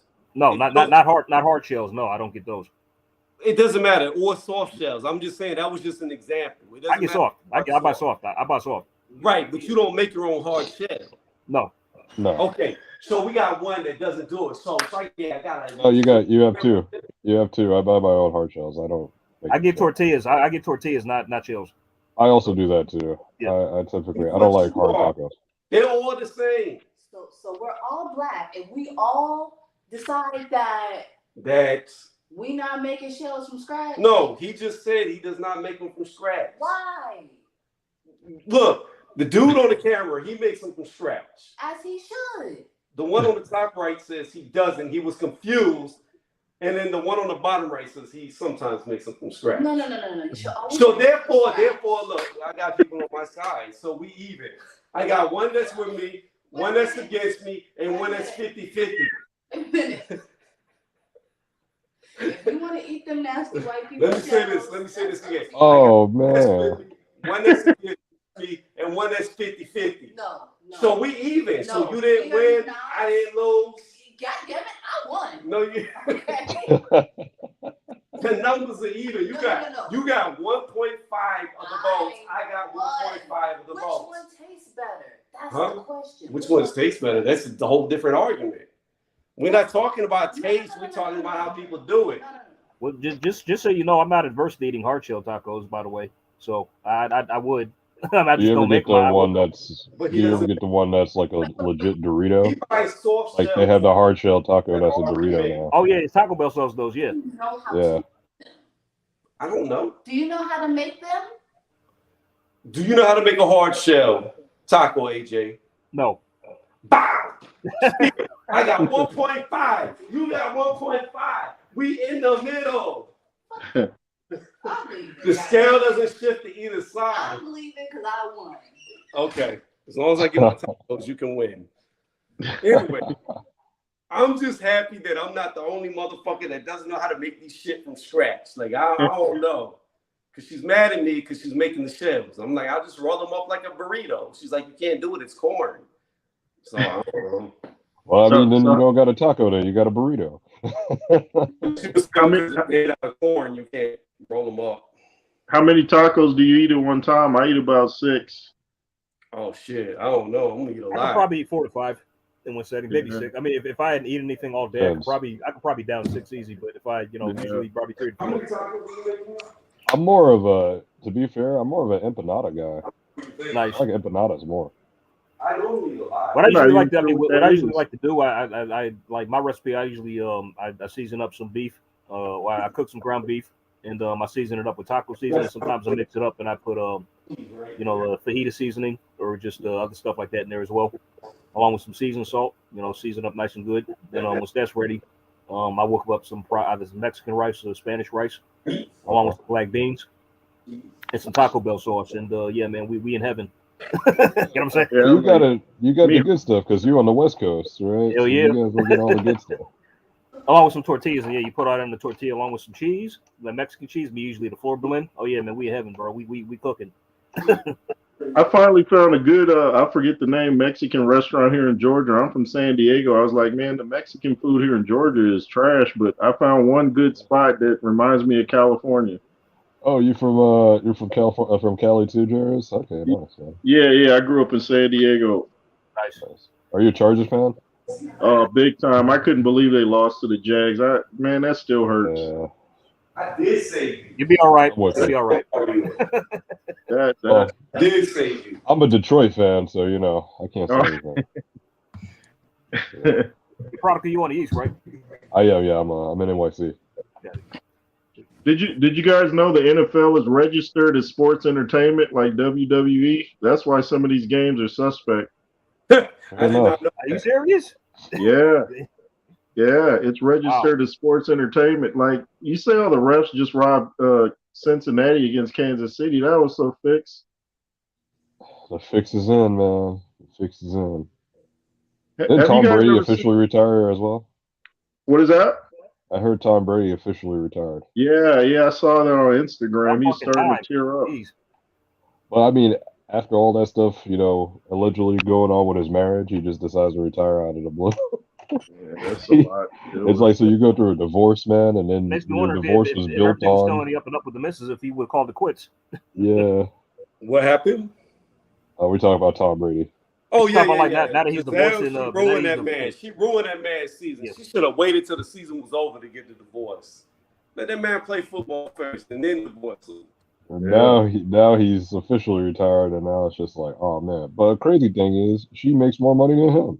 She did. She was worth a lot more than him. Yeah. They say behind every great man is a woman. I say behind every broken man is a woman. That too. It It's true both ways. Yeah. Hey, you hear Mike Tyson might be going back to prison. You hear about that? No. For what? They said some woman came out the blue saying she wants either $5 million or he tried to rape her in a limousine or some nonsense. Get the fuck out of here. What took us? Back in the '80s. What the hell took us so long? Oh yeah, Yeah, that's what they do. It's the retroactive. That's kind of how that works now. Yeah, they made some new law in New York where you could do something like that. So she's like, "Oh, okay, cool." Come back to you. Come back after you years later. I'm gonna be honest. I'm gonna be honest with y'all. I don't believe he raped that first girl that he went to jail for. I believe that was you know bullshit. what? I'm me too. To the same tone. So along with my pops is probably like you talk to my pops, he will swear up and down on a stack of Bibles. He believes that Mike Tyson was in it since that first time around. He was innocent. Like here's the thing: the whole shit doesn't make sense. First off, the bitch came to his room naked with like a trench coat on, nothing on underneath. Second off, he didn't even sleep with her. She said he raped her, but he ate her out. Okay, that don't even sound right. Third off, I watched the documentary. They kept evidence out the courtroom. This bitch got caught sleeping with her high school boyfriend, and because she thought her dad would be mad, she claimed that he raped her, and it was a exactly. She did this shit before. Exactly, to somebody else. Yeah. And there's a YouTube channel called Art of Dialogue, and there were some rappers at the same event, and they said, dude, there was girls in everybody's room up there. It said everybody had girls in their room. Right. By the way, like I heard a story like about Bernard Hopkins. Right, this was back when he was undisputed middleweight champion, and Boxing Beats and Rhymes. He quoted the story. He said that like how some random woman, like he was in a room with his entourage somewhere. I don't know if he was at a fight or just whatever else. Some random woman comes in that room, and he didn't know who she was. He didn't know what she came. He didn't know why she was there. He got up and left, and like ASAP. He got up out of there. And then like when somebody followed him, and said, "Hey man, where you going?" Oh, hey, if anything happens with this chick, the first thing that they're gonna do is blame the middleweight champion, undisputed middleweight champion. So I'm out, bro. Plus, he had already been locked up, so I understand how he feels. Yeah, that's why right there. When you get rich and you fuck these girls, that's why you have hidden cameras all over the bedroom. Yes. Like you recording for Pornhub or OnlyFans. Yes. You have it recorded. So that way, when they come out, you be like, Your Honor, which angle do you want to see? I can show you all the angles. Dang. That's thinking ahead, man. By the way, fair warning. There were a lot of screams, but they were cries of joy, not pain. So, or you have them sign an NDA because that's also a thing too. Yeah, give them non-disclosure agreements. Yeah. So you're about to sign this NDA, or else this is not going to happen. I think, matter of fact, like Mike Tyson, he on to speak because I remember like one time he was at an event, right, and he was on like the red carpet or just something like that. This showgirl was next to him, right, and he looked at her and said, "Could you back up, please?" Like just very sternly. It's like, oh, bro, he ain't playing. Like I saw that. You remember that? Yeah. You did. Yeah. I don't blame him. Shit. Listen, You know my man used to tell freaking reporters, "Listen, I don't want to talk to you unless you want to fornicate with me." So yeah. Oh God. I usually don't talk to women unless I fornicate with them. So unless you suggest you be quiet. Bro, y'all remember when like at the Lennox Lewis part when he went crazy and he told that dude, "I'll fuck you till you love me, faggot." Yeah. Now that's some real prison right there. Yo, like, that's some real straight. I just been in jail for 3 years and I'm getting out. Like, what the fuck? Man, you know what? I'll tell you. Let me tell you something. Y'all remember that chocolate brownies comment that Kel Brook made to Earl Spence? Yeah. If he had said that to me and I was Spence, I'm pulling out of that fight immediately. I'm not trying to see no chocolate brownies. I don't know what that. I don't know what you got planned. I don't know what you got planned on fight night, but you ain't. Nah, son. Like, talk about eating chocolate brownies. I won't fight no more. Like, nah, bro. I I'm good. Talking about. Well, that's what Amir Khan tried to mess with him with. That's what Amir Khan tried to like say about him. Yeah. like what's funny is like, okay, like before they finally fought, who'd you guys have winning the fight? Because it was kind of back and forth for me at first, but eventually in the end, I did go with Kell Brook. I felt like Kell Brook controlled that fight for the most part. I mean, did you pick him to win? Or yeah, I did. Okay, yeah. Same with me. It's like at the I final knew he minute, would win. I went with Kell Brook. I thought like, yeah, he would probably do it. Because what was Amir Khan's like best fight within recent time? Like, I mean, the Crawford fight maybe, but I would say like it was all over for him after the Billy Dib fight. Yeah. And Crawford made him quit. Let's be real. So yeah, that dude's chain is weak. Now, see, he knows. Again, he knew Crawford would have knocked him out. I think that's why he got out. Still a phenomenal fighter, though. I'll give him that. He was great. His resume. I mean, just like kind of one of the best resumes that I've ever seen on paper personally with everybody he fought. But yeah, he knew Crawford was about to get that ass. He was about to get his ass. So we saw him out. He took it. No, can't hate on that. So it is what it is. Yeah. He was and shooting shots. But he prolonged. I mean, but it's like he prolonged that ass whooping for. Oh shit! Here we go. So those are made from scratch. Oh, those came out well. Yeah, they did. Your wife did those? Yeah, but I don't cook fucking shells from scratch. I don't know anybody that does this other than her. Only he does it. Nobody else. Those came out really good. Wow. Yeah, one person. And he looked like he's from California. Let me ask where he's from. He's got a California look. Jay, where are you from? I'm from Southeast San Diego. Yay. Yeah, told you he was from Cali. Everybody from Cali has a look when you from Cali. They got a Cali face. I don't. Tony, you see my face? Do you see my face? Do I got a Cali face? Yeah, you got the Cali face too. I don't know, AJ. I don't really. Were you born in Cali? I was. He had to show you. He doesn't really look Cali to me. You're right, Tony. Like this, can you see him at the bottom? Yeah. He looks like he's from Cali. Oh no, he looks Cali. Yeah, like you can tell. No, they both do. Okay, there you go. Okay, so you're Cali approved, AJ. She gave you this. Okay. All right, cool. You Cali approved. Cali certified. You just got verified right now. Verified. That's funny. All right, guys, I got to get off. I got to eat these tacos. Kicking it with y'all. By the way, Tony, like when you end the stream, can we talk just one-on-one? Like, I just want to highlight you for a personal minute. Is that cool? Fuck no.